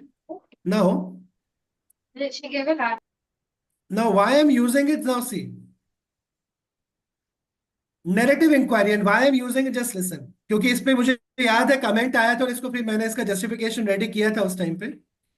Narrative inquiry is a research design focused on detailed histories or life experience of single event or a series of events for a small number of individuals. Now, narrative understanding the meaning of experiences from the participant's perspective. The combination of content and reflection of the research is called narrative inquiry. And the data analysis can be carried out by reorganizing the stories. यहाँ पे देखिए क्या लिखा है, stories. Do thematic analysis. Rupa, can you just please just mute yourself? Right? So I gave the example. Now see, I have given the sample size also from where I have taken like HAIs in Faridabad, Gurgaon, and NCR. But nowhere you can see that we have not given any name of the respondents, or you can say the participating universities. We have also mentioned what is the criteria. Now you can see I have put the criteria also, that who will be, you can say, my respondent, and what will be the criteria. So the criteria for selection of the sample, you can say this active engagement in terms of teaching entrepreneurship courses, coordinate at least, and हमने यहाँ पे 10 साल का experience लगाया है, पहला filter. Coordinating the activities of e-cells like conducting entrepreneurship awareness camps and all that. तो ultimately मैंने 5 conditions लगाई, उसके बेसिस पे मैंने लोगों को किया, और मैंने उसमें यह भी बोला कि हमने डिपार्टमेंट्स को भेजी, पहले हमने उनसे परमिशन ली, 25 टीचर्स को हमने भेजा जो जिन्होंने शो किया इंटरेस्ट, लेकिन आफ्टर केयरफुल एग्जामिनेशन हमने सिर्फ 16 को एलिजिबल पाया, जिनको हमने फर्दर हमने सिलेक्ट किया, जिसका इंटरव्यू हमने किया। अब ये सब करने के बाद हमने पूरा बता दिया कि क्या उनका प्रोफाइल था, ये हमने we have already discuss it, majority respondent were married and all these things, तो these are basic things. Data collection हमने किया, तो हमने क्या बोला, semi structured interviews were conducted, timing भी दिया आपने, और हमने यहाँ पे लिखा है respondents were made aware of the research objectives and the consent was taken for the same. तो कई बारी आपके बहुत सारे जर्नल्स हैं who ask that whether you have taken a consent from the respondent to take their whatever the data you have collected, to cite that data in your study or to use that data. So interview method was selected क्योंकि आपको यहाँ पे चाहिए, हमने पूरा यहाँ पे mention किया है, और यहाँ पे देखिए हमारा स्टार्ट क्वेश्चन क्या था, how do you feel about outcome of EET in terms of startups, क्या pedagogical tools you are using, and what are the suggestion to improve. ये हमारे 3 मेजर रिसर्च क्वेश्चंस हैं, ट्रिगरिंग क्वेश्चंस है, you can say the initial one. और हमने ये भी mention किया, the researchers stopped the data collection after achieving theoretical saturation that when no additional themes could be derived from the added information. हमने stop कर दिया वहां पे। Then analysis were not based on any preset instructions and instead heuristic applied to organize and interpret the data. Related themes were gathered into themes and helped identify critical concepts.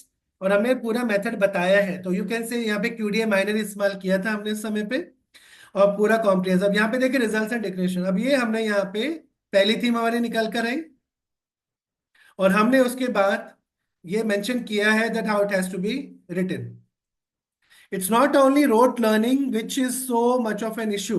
तो यहाँ पे आप बोलेंगे कि हमारे पास अब क्वांटिटेटिव डेटा तो है नहीं, हम उसको कैसे वैलिडेट करेंगे जो हमने थीम निकाली है। तो when we are talking about the themes, when we are writing it, so we have to make sure the verbatims, जिसे हम कहते हैं स्टेटमेंट, ये स्टेटमेंट हम जो लिखते हैं, this act as an evidence to support whatever the theme we have identified and the explanation that we have given, जिसे आप कहते हैं इंटरप्रिटेशन जो हमने यहाँ पर दिया है। सिमिलरली ऐसे ही हमने बाकियों के लिए भी किया है यहाँ पे। तो ये नैरेटिव इंक्वायरी पे पेपर था जिसको मैंने अभी आपके सामने डिस्कस किया यहाँ पे। Any question in this, and can you see this? Hello everyone? Yes, sir, we are there. Yes. So you can see, so this is what we are doing, holistic mentoring. So can you see I have already taken the themes there, right? And the sub themes also been there. Pursuit of capacity and entrepreneurial intention. Now this is a framework that we have given based on our research using narrative inquiry.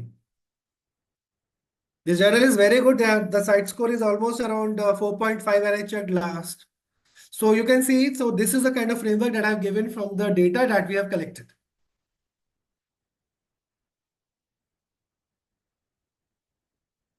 And then we talked about the theoretical component, and then we talk about the limitation. So you can see 16 respondent, क्योंकि हरियाणा से और फरीदाबाद हरियाणा से ही आपने ज़्यादातर लिया है, तो definitely अगर हम डिफरेंट डिसिप्लिन रीजन्स को भी इंक्लूड करेंगे तो और आपका रिच हो सकता है। Might be some changes could be there, तो present study cannot be generalize, हमने मेंशन किया, देखिए यहाँ पे।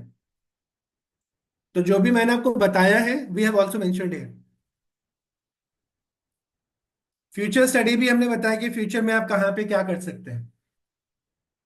ये empirical study can be carried out using the phenomena, जो कंसेप्चुअल फ्रेमवर्क हमने दिया है, तो प्रपोज किया है जो फ्रेमवर्क, उसको वैलिडेट करना है। तो आप यहाँ पे आप स्टैटिस्टिकल टेस्ट लगा के आप एक क्वेश्चन बना सकते हैं, and then you can do the statistical analysis also. So any doubts in this particular paper? See, I have taken those paper only largely which I have written, so that at least आपको थोड़ा सा रहेगा कि whatever I'm talking about that is by the experience only, and you can connect it well. Any questions in this paper? So pretty clear. Great. So I'm coming now to the other paper. So I'm coming to a case study now.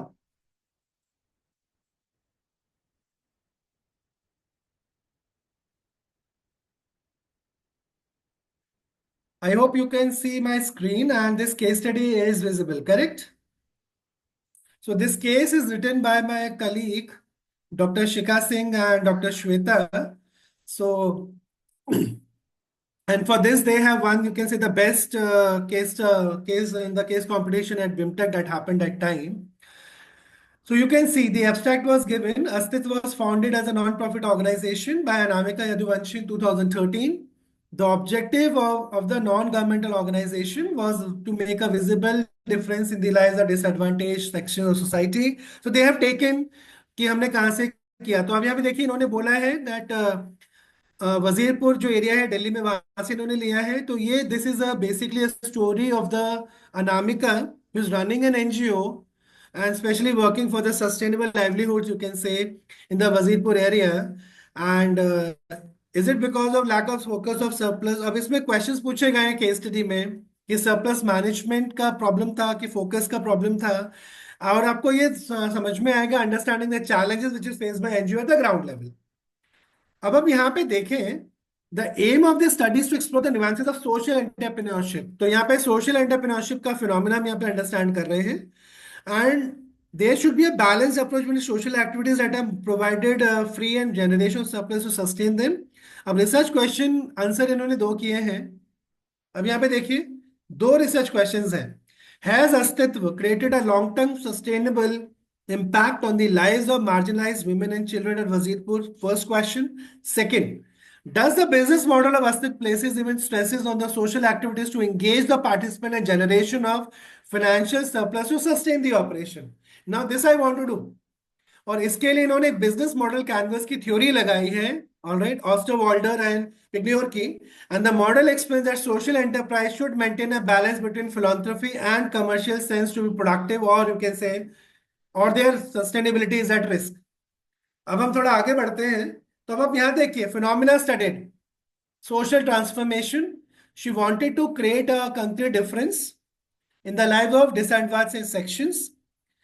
अब यहाँ पे जब हम बात करते हैं case का context क्या है, तो यहाँ पे क्या है, angle of business model of a sustainable entrepreneurship, this is the case context. तो where she is going wrong, specially when you talk about the social enterprise,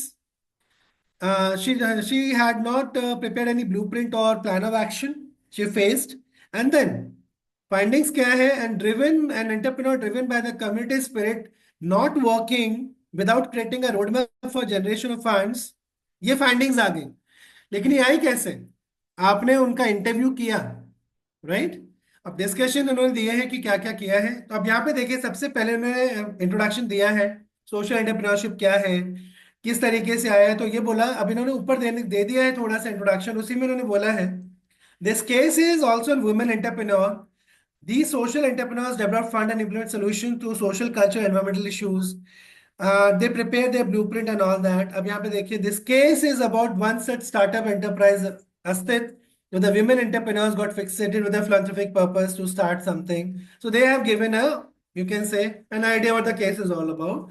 Then they gave which kind of theoretical framework they want to discuss in this particular case. So they have given, you can say, a case of business model canvas given by Osterwalder and Pignor, as you can see, right?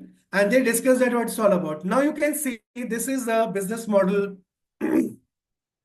theory which they have model which they have used. So partners, activities, value proposition, customer relations, and the customer segment. Now they have kept this into detail and the center point, and the entire case talks about these various things. That who are the partners, what kind of activities NGO is doing, what kind of value proposition they are doing, who are the customers, what are the various kind of customer, you can say segments have been there, what kind of expenditure is taking place, what kind of revenue streams. So when you're going to read this particular case, you will going to understand that in their particular case study discussion, they have touched all these major things which are given this business model canvas, you can say. Now moving ahead, old school, what they have talked about, new school of conscientious entrepreneurs, old schools not for profit. Now they have given profit focus or impact focus. And now you can see they have talked about organization with no focus. That means they have described, you can say, the theory first. And then they have came to a case. So Netra ma'am, you can also like go with a similar fashion and the beautiful case can come out of it. Yeah, actually, sir, we had used a similar model, Yeah, and already we wrote one case which got published in Springer. right. Great. That was on social business models and on similar lines, kind of. Right. So moving ahead, so this is what they have talked about. So they have conducted interview now on the basis of the information which they have received from the, you can say, Anamika, who is basically running this particular NGO. So now they're telling about a story. They're talking about Astit as an NGO, what NGO is all about, when it was founded. And you can say even the tagline, Astit Mujhse Meri Pehchan. Right? So when it got started and what kind of work they are doing, what is the philosophy, what is the mantra and all that, and what kind of challenges she has faced and all that, right? And what are the findings? So she has talked about it. So what are the various activities that are being conducted by the team Astit, you can say. So when you talk about the business model canvas which they have used and the case have narrated the similar kind of things, Samanvay, Swachhata, Samaj, Samman. So they are and even they have also given some time, you can say the various things so that you can understand and connect with the theory well. And to summarize, they have given, and this is what they have given. Putting into the model, if Anamika had worked in the D matrix, then Astitva would have been sustainable social public enterprise. So she has also given, you can say, in different quadrants, what Sir, could I be the also have outcome. one question. Yeah, ma'am. Yeah, actually, no, when we published that case, we did it with Springer, but then Springer is not, Scopus. You're right. So, can you just give us an indication in terms of any journals which accept such cases and are in Scopus? Ma'am, this journal which I am talking about, this paper, this is BIMTEC's journal, ma'am, case journal, which is C category and Scopus index with very good citations. Okay, okay, sir. That will be nice. Yeah, Yeah. thanks. So you can target this journal, and it's not that difficult to publish also, let me tell you very frankly. Okay, okay. So it Great, is great. well-written case and the theories imbibed properly. Huh. So it will in one shot, maybe with minimum reviews, ma'am, you can get it published. Oh, great. Thank you, sir. Yeah. So this is how you can see. So this is one way because I think lot of iteration Dr. Shikha has to made when she has to publish this particular case. So what I'm trying to say is go through the manuscript which has been published earlier and the recently, and then you can make a comparison. Accordingly, you can develop a case. But this is a larger structure which they generally follow. Yeah, thank you, sir. Very nice. So, and the focus and ultimately the revenue, and they have given this, and then they came to a discussion and see in the similar fashion, they have also in the business model, they have fit, which we have discussed earlier, that what Astitva is doing. Now, see, beautifully, they have came out with the themes, you can say, whatever they got to know through the interviews and all that, and beautifully they fit into that particular model. See, expenditure partners, who are the partners, what kind of activities they are doing, what are the value proposition they are having, what are the distribution channels. So see, very lot of clarity, very clean case you can see they have written. and largely you can see in this particular one. And then journey ahead. So they've also given the journey ahead is nothing but basically what else they can do. So, and what they are planning to do, right? So declaration, now see, the authors declared no potential conflict of interest with respect to the research, authorship or publication of this article. So you also have to give a declaration that you have taken a consent. And no financial support is a very normal one. And you can see this is what the detailed list of activities conducted by us. This goes, you can say, in the appendix, you can say, or you can, all right, or annexure, that gives more weightage to your case, that whatever you're talking now, you have done a lot of study in detail about this particular aspect. So it's a beautiful case study, and this got the first prize in their case competition also, I still remember. And the cash prize was 50,000 around. So they got a very good deal out of it. So I think if you're doing a good job, so it got rewarded and got recognized also. So this is how you can also like come up with the cases, and you can also develop something. But this case, you can say the notes are also been given, right? And they have written. Is written in Hindi language, the English meaning of Asti's existence. So lot of clarity they have given, right? And they've also given the notes, and then a lot of, you can say, the references also they have given. So in cases, we don't give large references like we do in journal, you can say. So you have to restrict yourself to it. But largely it should be in the storytelling. So see how beautifully the qualitative data has been picturized, you can say, or has been transferred in the form of a case, right? So these kind of cases are also coming. And I'll give you, ma'am, one more, those people who are trying to prepare a case study.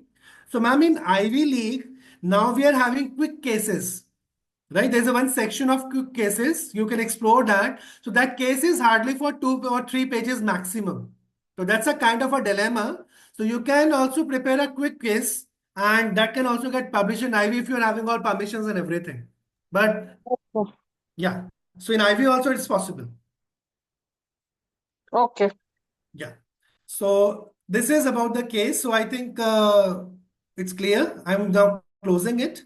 Now moving, already I have shown you this paper of mine. This is about phenomenology. So I am talking about I've already discussed it. So if I talk about originality, so you can see I have written here. The study highlights the whistleblowing intention of Indian employees of the healthcare sector, that is nurses, which is the pioneer research work in the Indian context. क्योंकि मुझे कोई study नहीं मिली थी इनके ऊपर India के अंदर, और इंडिया में अगर मैं बात करूं तो विसल ब्लोइंग पे आपको मेरा काफी कम मिलेगा अभी. So work in your own area, that will going to help you better. And you can revisit, you can say, the existing researches जिस topic पे ज़्यादा नहीं हुई है, and that gives lot of weightage, you can say, the kind of work you are doing. So hence the study, as I have already listened, in India the profession of nurse is subjugated by females. तो कहीं ना कहीं gender proposition भी यहाँ पे बड़ा important हो जाता है. As the work of nurses is wholly based on patient advocacy, the ethical dilemma of raising their voices or remaining silent is very natural. So the study brings about specific concerns related to whistleblowing of women nurses and talks about solutions that can undertaken to encourage. So if I talk about, now this is the very generic thing that why I want to do it, all right, and the literature review section and all that. The study contributes to the dearth of the literature on such contentious areas, especially in developing countries like India, where many whistleblowers in the past have seen merciless future after blowing the whistle. So I've given reason why I'm doing it. And I have given a lot of facts also, that why I'm talking about a particular health sector. Literature becomes very, very essential, especially even in the qualitative research. So your LR section has to be very, very robust. Please make sure that you're doing it very, very properly. And then LR we have given, we give entire thing. I'll come to the methodology part. Rationale, why I'm doing it, so I've given it. And I've given the lot of data also that you all are involved. And see, these are the two my research questions. What are the motivators that drive the nurses to blow the whistle? What are the demotivators that prevent them from getting engaged in the act of whistleblowing? I said I use IPA, that is phenomenology, so that I can provide a detailed examination of a personal lived-in experiences of the nurses. where I can understand individual perspective on how one sees the phenomena happening and the reasoning for the same. I am nowhere using, I'm nowhere using that they are telling their story. They are telling their experiences and that too lived in experiences. So I hope, Naveli, can you now make some difference between narrative inquiry and phenomenology now?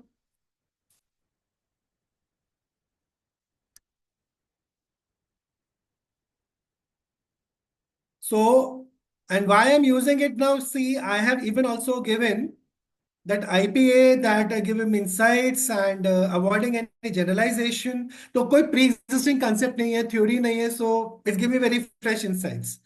Now, why I'm using it? तो ma'am, like there was a question, ma'am, Netra ma'am, you asked that who has said that? So, like for example, in this study, I have already given you can say reference of Smith and Osborne, who said that a sample size of 4 to 15 is also sufficient. Even Creswell has said that, okay, your size of the participants can range, especially for the IPA, that is between 2 to 25.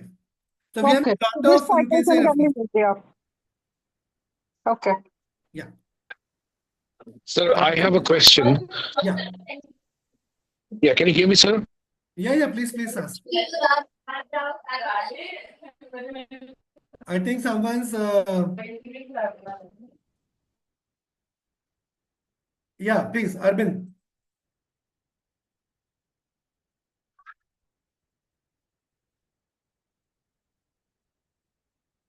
Please ask your question, Arvind.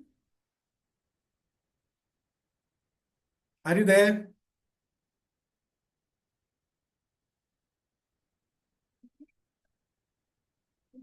Okay, so let me continue. So you can see that I have also given a source that is author's own.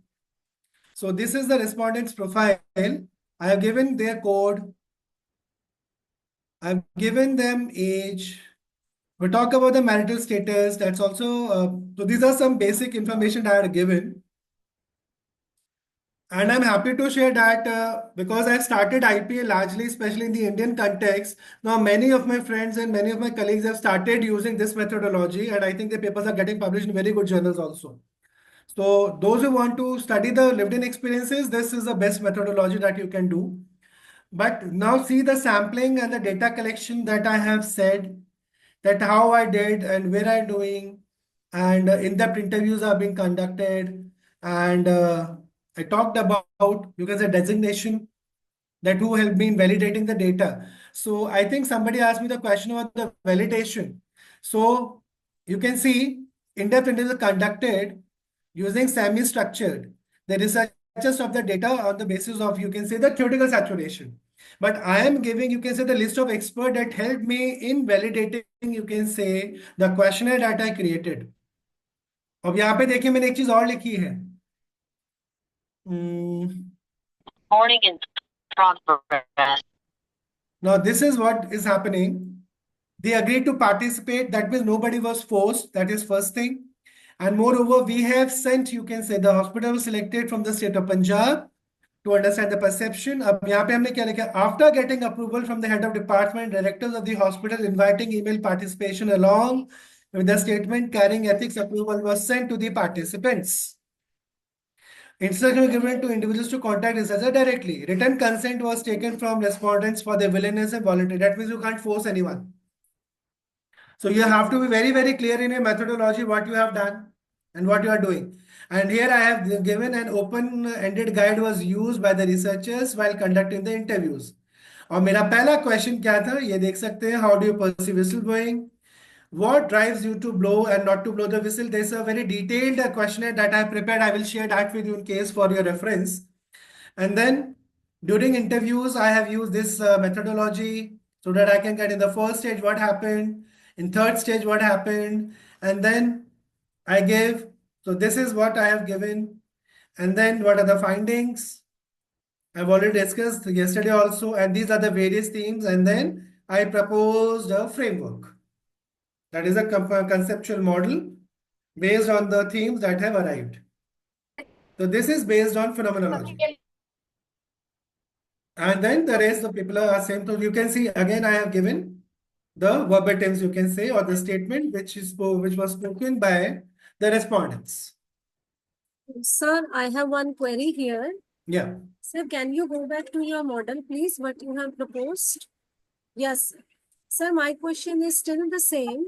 If I have studied the lived experience of people during COVID on particular construct or aspect, Yeah. and I have taken their responses and I have put them under the demands and this JDR model, demand and resources, and then I have shown my model that this is my JDR model, which is crisis responsive JDR model. And I have put what can be the demands as per studied in the COVID time and resources. Then in research methodology, what would it be? Whether it would be this IPR or this would be because See, I'll I tell you that is basically interpretative methodology. I will say that's a phenomenology that Rachna you are using in it, right? For the okay, simple sir. reason because you're talking about lived in experiences. But you are trying to understand a phenomena from the lens of JDR resource theory. Yes, sir. So that what should I write in this justification? Because So you can say the theoretical underpinning you can say of this research is based on JDR you can say model, right? The way we have taken effective patient advocacy theory. yes, sir. And then you can propose a conceptual model which is based on the research output. Okay, so nowhere I won't be using this word grounded theory. Then don't use because you're not Because proposing or you're not building anything. one reviewer is taking it in the form of like this is an improvisation is the JDR model. You are adding something, so it must be the grounded theory approach.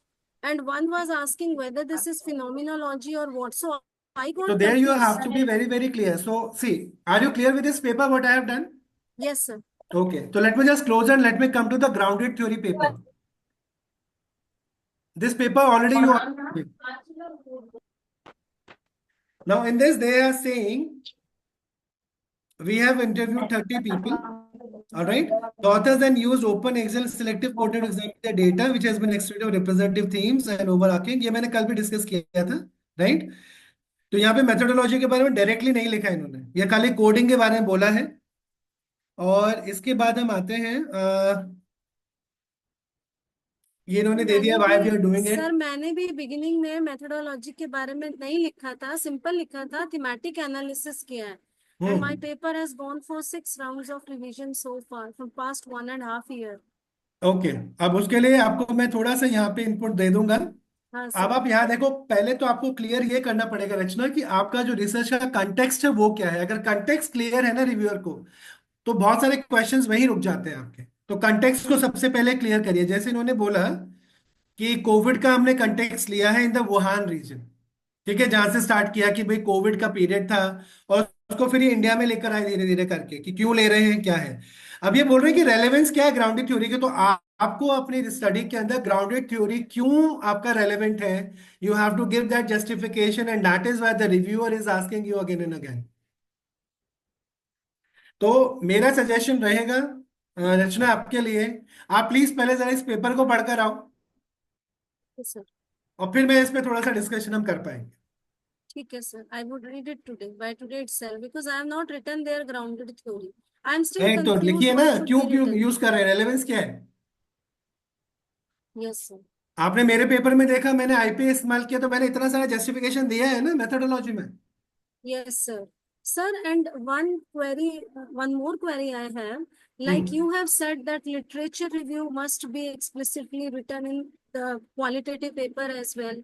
Yeah. Sir, whenever I was getting the review, two reviewers are having two different thoughts. One was saying there is no need of literature review because this is the qualitative paper. Why you have written? And No ma'am, another, that is I will disagree I because also आप disagree with that, sir. या And उसका simple another, reason है क्योंकि आप किसी ऐसे topic पे काम नहीं कर रहे हैं जिसपे कभी कोई रिसर्च हुई नहीं है। Are you getting my point? yes sir. तो मेरे ख्याल से आज के टाइम पे कोई ऐसा डेटा, ऐसा कोई टॉपिक नहीं है जिसपे कभी कुछ बात नहीं हुई है, कभी काम नहीं हुआ है। अब मान लीजिए 1976 में विसल ब्लोइंग का जो टर्म था वो कॉइन किया गया था। I am telling you little bit from my thesis, right? लेकिन और उसके बाद नियर एंड मिसली एक्सटेंसिव वर्क है। अगर मैं बात करूं आपका, तो जर्नल ऑफ मैनेजमेंट एकेडमी, और अगर हम बात करें एकेडमी ऑफ मैनेजमेंट, बहुत अच्छे अच्छे जो टॉप टायर आपके जर्नल्स हैं FT50, उसमें विसल ब्लोइंग का काम आपका 80s में भी पब्लिश्ड है। तो वेस्ट में काफी काम हुआ है। तो हम ये तो नहीं कह सकते ना कि अगर इंडिया में काम नहीं हो तो विसल ब्लोइंग पे काम नहीं हुआ। हम ये जरूर कह सकते हैं कि विसल ब्लोइंग पे काम हुआ है, लेकिन वेस्ट में ज्यादा हुआ, लेकिन इंडिया में काम नहीं हुआ ज्यादा। Yes, sir. Are you getting? तो Yes, sir. कंटेक्स्ट बदल गया। So that clarity I have to give, that why I am talking about it. Yes, sir. ठीक है? तो this is what? Yes, Navili. Sir, I'll also try to put my question a little bit outside. I'm not sure about the data. It is Right. like, sir, your paper, research paper, which you just shared, I have personally gone through it. First of all, kudos to you. It is very, very well done. That is number one. And I Thank you. really would like to take aspiration from this research paper. Number two is that I would also like to understand for the purpose, like when you were designing this research paper, especially the one which you did personally and the one which I'm now seeing, how much was the AI involved in it, or whether for the formulation of the questionnaire, the research methodology, you had any dependency on the AI? I mean, it just came to my mind. Okay. So technically and very frankly speaking, this chat GPT and AI tools have just come some time back, right? They were not available some years ago. So when I started my research, that was long time back. So everything is written by me only, not by AI. But yes, because now I'm having AI, so I can utilize it. Are you getting my point? Somewhere you have to understand, as I told you yesterday also, AI can just assist you in giving you the initial, you can say, understanding of the data, understanding of the themes, but ultimately that doesn't mean that your manual work will going to get reduced. It will going to reduce to a certain level. And that is why I told you for the NVivo also, or any other software, whether it's QDA Miner or something, it can do classification and something, but you have to understand data, you have to read it properly, you have to identify, you can say, you have to understand the meaning that data is basically telling you. All right, you have to do the interpretation part and everything very clearly. So it can be one part, but my suggestion would be you do it manually also, you do it with the help of AI also, and then map it. So wherever the Sir, gap is, yeah, that gap can be helpful. That can be I'm identified tempted. easily. Yes, thank you. I'm tempted to ask you a second question in that case, Yeah. and with a live example of this experience. So you wrote this research paper, and what I understand is that hardly there was an implication of AI tools while you had been formulating or organizing this paper, and still this paper is one of the very well written paper. At least I can surely certify that. Now, ask, since you had been the writer of this paper and an originator, and we have come to a session where we are trying to read, understand the implications of AI in the modern tool while doing the research. Given a chance, where would you have used the AI, in your research? Where you think that you would have better performed, if at all? Okay. So I I'll tell hope I have you. put my questions. Yeah, sure. Now there are two papers. There is one paper that is the maternity, which I told you, which is already now has been accepted. It has gone for the proofreading is done from my end. So once it will be like gone into publication, I'll share that paper with all of you, right? So there I have used AI, especially when I'm writing, you can say the implication sections. When I have to refine, you can say my, you can say the statements. You can say the comment section. I have done that. Now, for example, can you see this mail which I received and it's very satisfying to me? This is very old paper and this is the third revision that I have done. Now you can see this paper is on COVID.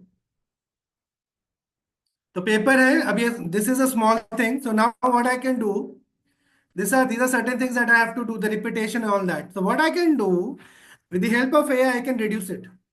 But then after reducing it, I can little bit humanize it with the help of AI, or I can do it manually, and then I can finish my work. So that will going to help me in getting, you can say, the better prospects, especially when I'm talking about a particular paper, you can say. So I have used lot of AI, especially in this particular paper of the maternity. and especially one and this work-life balance of women during COVID-19. So once it's published, I'll share that with you also. Hello?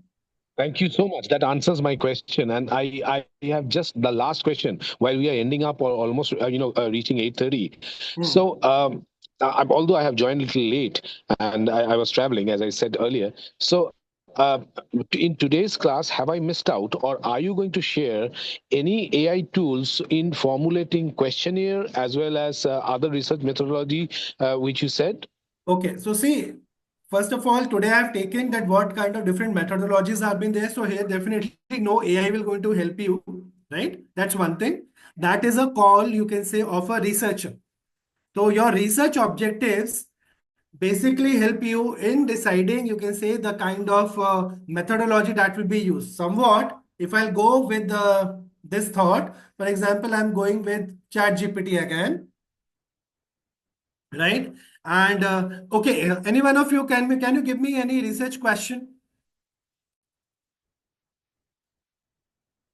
For example, what are the motivators or demotivators? I'm taking very simple one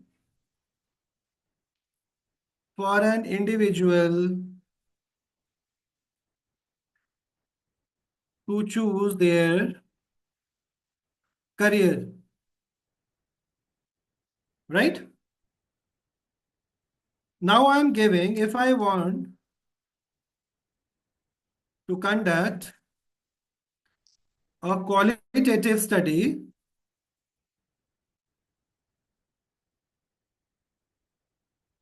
which call method or research design will be more apt. Now, this is a program that this is the prompt that I'm giving.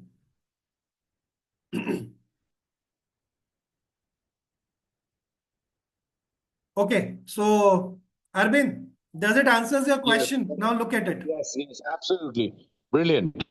So what I I'm got doing this. is motivators, career choosing through qualitative study, you will be having individual subjective experience, perception, decision-making process. So now these are the certain things. So what is recommended is phenomenological. Rachna, Yes. I hope this will also help you, Yes, sir, I'm here. Yes. Thank you. Thank you, sir. right? Hello, sir. Sir, how can the literature review can be done easily with the help of AI tool? Literature Okay, review. sure. Can I Sir, take this sir, tomorrow? I'll show you that. sir, sorry to interrupt, but in this case, that is talking about as second option, grounded theory design also. Then अब confusion यहाँ will पे come. देखिए उसने option दे दिए, correct? Yes, sir. तो पहला phenomenological को ले रहे हैं तो क्यों लेंगे? Lived experience study. राइट. अगर ग्राउंडेड थ्योरी तो क्यों? Develop a new theory. तो ये आपका रिसर्च ऑब्जेक्टिव क्या है ma'am? Sir crisis responsive model बनाना और देखना उनके एक्सपीरियंसेस को. हाँ, तो फिर तो फिनोमेनोलॉजी यूज करेंगे, लेकिन अगर आप उसका पैटर्न समझना चाहते हो, स्टेजेस समझना चाहते हो, क्या चीजें हैं, तो उसके लिए क्या करेंगे? अगर आप थ्योरी बिल्ड करना चाह रहे हो तो you will go with grounded theory. अगर आप बोलते हो कि भाई I want to understand the career journeys, right? Can you see one research question, but what I want to address, I hope all of you are getting this. What I'm trying to say is one question is there, same research question but I can use and employ all the theories, but the purpose will going to define what I am going to use. Does it make some sense?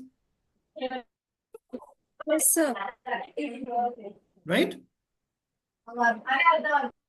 Case study.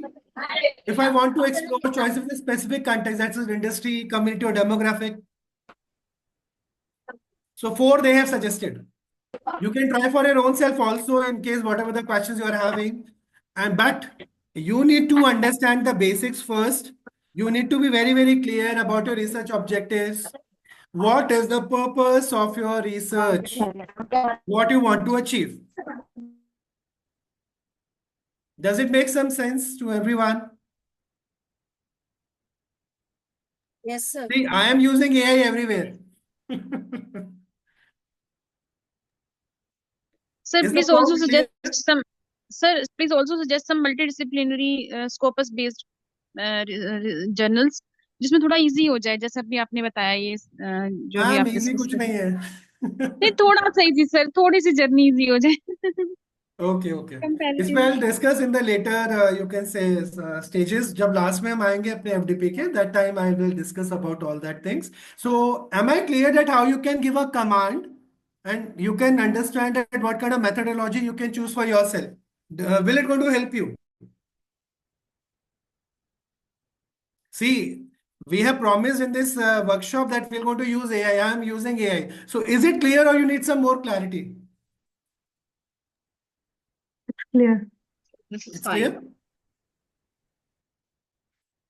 Okay, so I think we are done for today, and tomorrow we are having another topic. So I have to see that which topic we're going to discuss. Uh, you just told sir literature review with AI LR. Okay, for so tomorrow qualitative data analysis techniques. So tomorrow I will be talking about the data analysis techniques little bit, right? Sir, we had to talk about the questionnaire development also. So what I'll do, I think LR is largely everybody is able to do, if I'm not wrong, correct? No, sir, but Right. we need inputs on that from you. Sure. So what I can do is, yeah, I'll just first of all request that please go through the papers that I've already shared with all of you, and then come back. And then I think when we can have a focused, you can say discussions over LR, and then I can also take about the questionnaire development. So now my assignment for you people for tomorrow's session is kindly bring some questionnaires that you have developed, you can say, for your own. जो आपने बनाया है, AI ने नहीं बनाया, आपने बनाया है. And I want any one of you to just share that. Sir, And for qualitative research, we have made questionnaire. yes, or for any. Proposal तो आपने बनाया है ना सभी ने. मैंने बोला था कि एक प्रपोजल के साथ आइएगा, तो उसके लिए आप एक हैंडमेड आप अपना कुछ भी बना के लेकर आइएगा, जो टाइप करके जैसा भी है, जो आपको समझ में आता है, कि जो आपका रिसर्च ऑब्जेक्टिव है उसको ध्यान में रख के try to make, you can say a questionnaire. Alright, आप हाथ से बना सकते हैं, उसका स्क्रीनशॉट आप लेकर आइए, just show it to me. I can give you input little bit on that, and then I can tell you with the help of AI how you can generate and you can make a better and a perfect questionnaire. क्योंकि AI अपने आप काम नहीं करेगा. So I'll tell you that also. The way I told you कि research question है, तो कौन सा research design हम इस्तेमाल करेंगे. So, Are we in? excuse me, sir. Yeah, ma'am. So one more request. I don't know if you have shared it before. Yeah. Since you are taking on the questions tomorrow, it may Right. so happen that due to time or other issues, you may not, take into consideration questions raised by everyone. So in that Right. case, can you please share your email ID or something in case we need, just to get this questionnaire validation and some Okay, guidance I'll on do that. that. But I'll just want that at least when you as a participant will be like some like Padma ma'am has shared her experience, and like yesterday I think we also saw that how NVO was used, I think by Nisa. So I think more interaction will going to give you more clarity. But yes, definitely in case something is there, I will help you out. Yes, yes. Right? So I think that's all from my side for today's session. So thank you very much, and I Sir, hope thank you so much. that I could have added some value Thank to you, everybody. everyone. Thank you very much. Thank you so much, Thank sir. you, sir. If anybody is there with the questions, otherwise we'll call it a day. Right. Any other question? Can you share your presentation if just in case you don't mind? Ma'am, I will do in the last, if that's In the okay. last. All right, fine, so no problem. Yeah. Thank you so Because much, I sir. don't mind sharing the PPT because the way I present and the way other person present. No, the content that's written actually, since I'm very new to the topic, so I wanted to No read worries, and no worries. reread that kind of thing. So my recommendation would be just kindly just read more and more papers. And in case there is some paper you need some clarity, I think we'll discuss that part.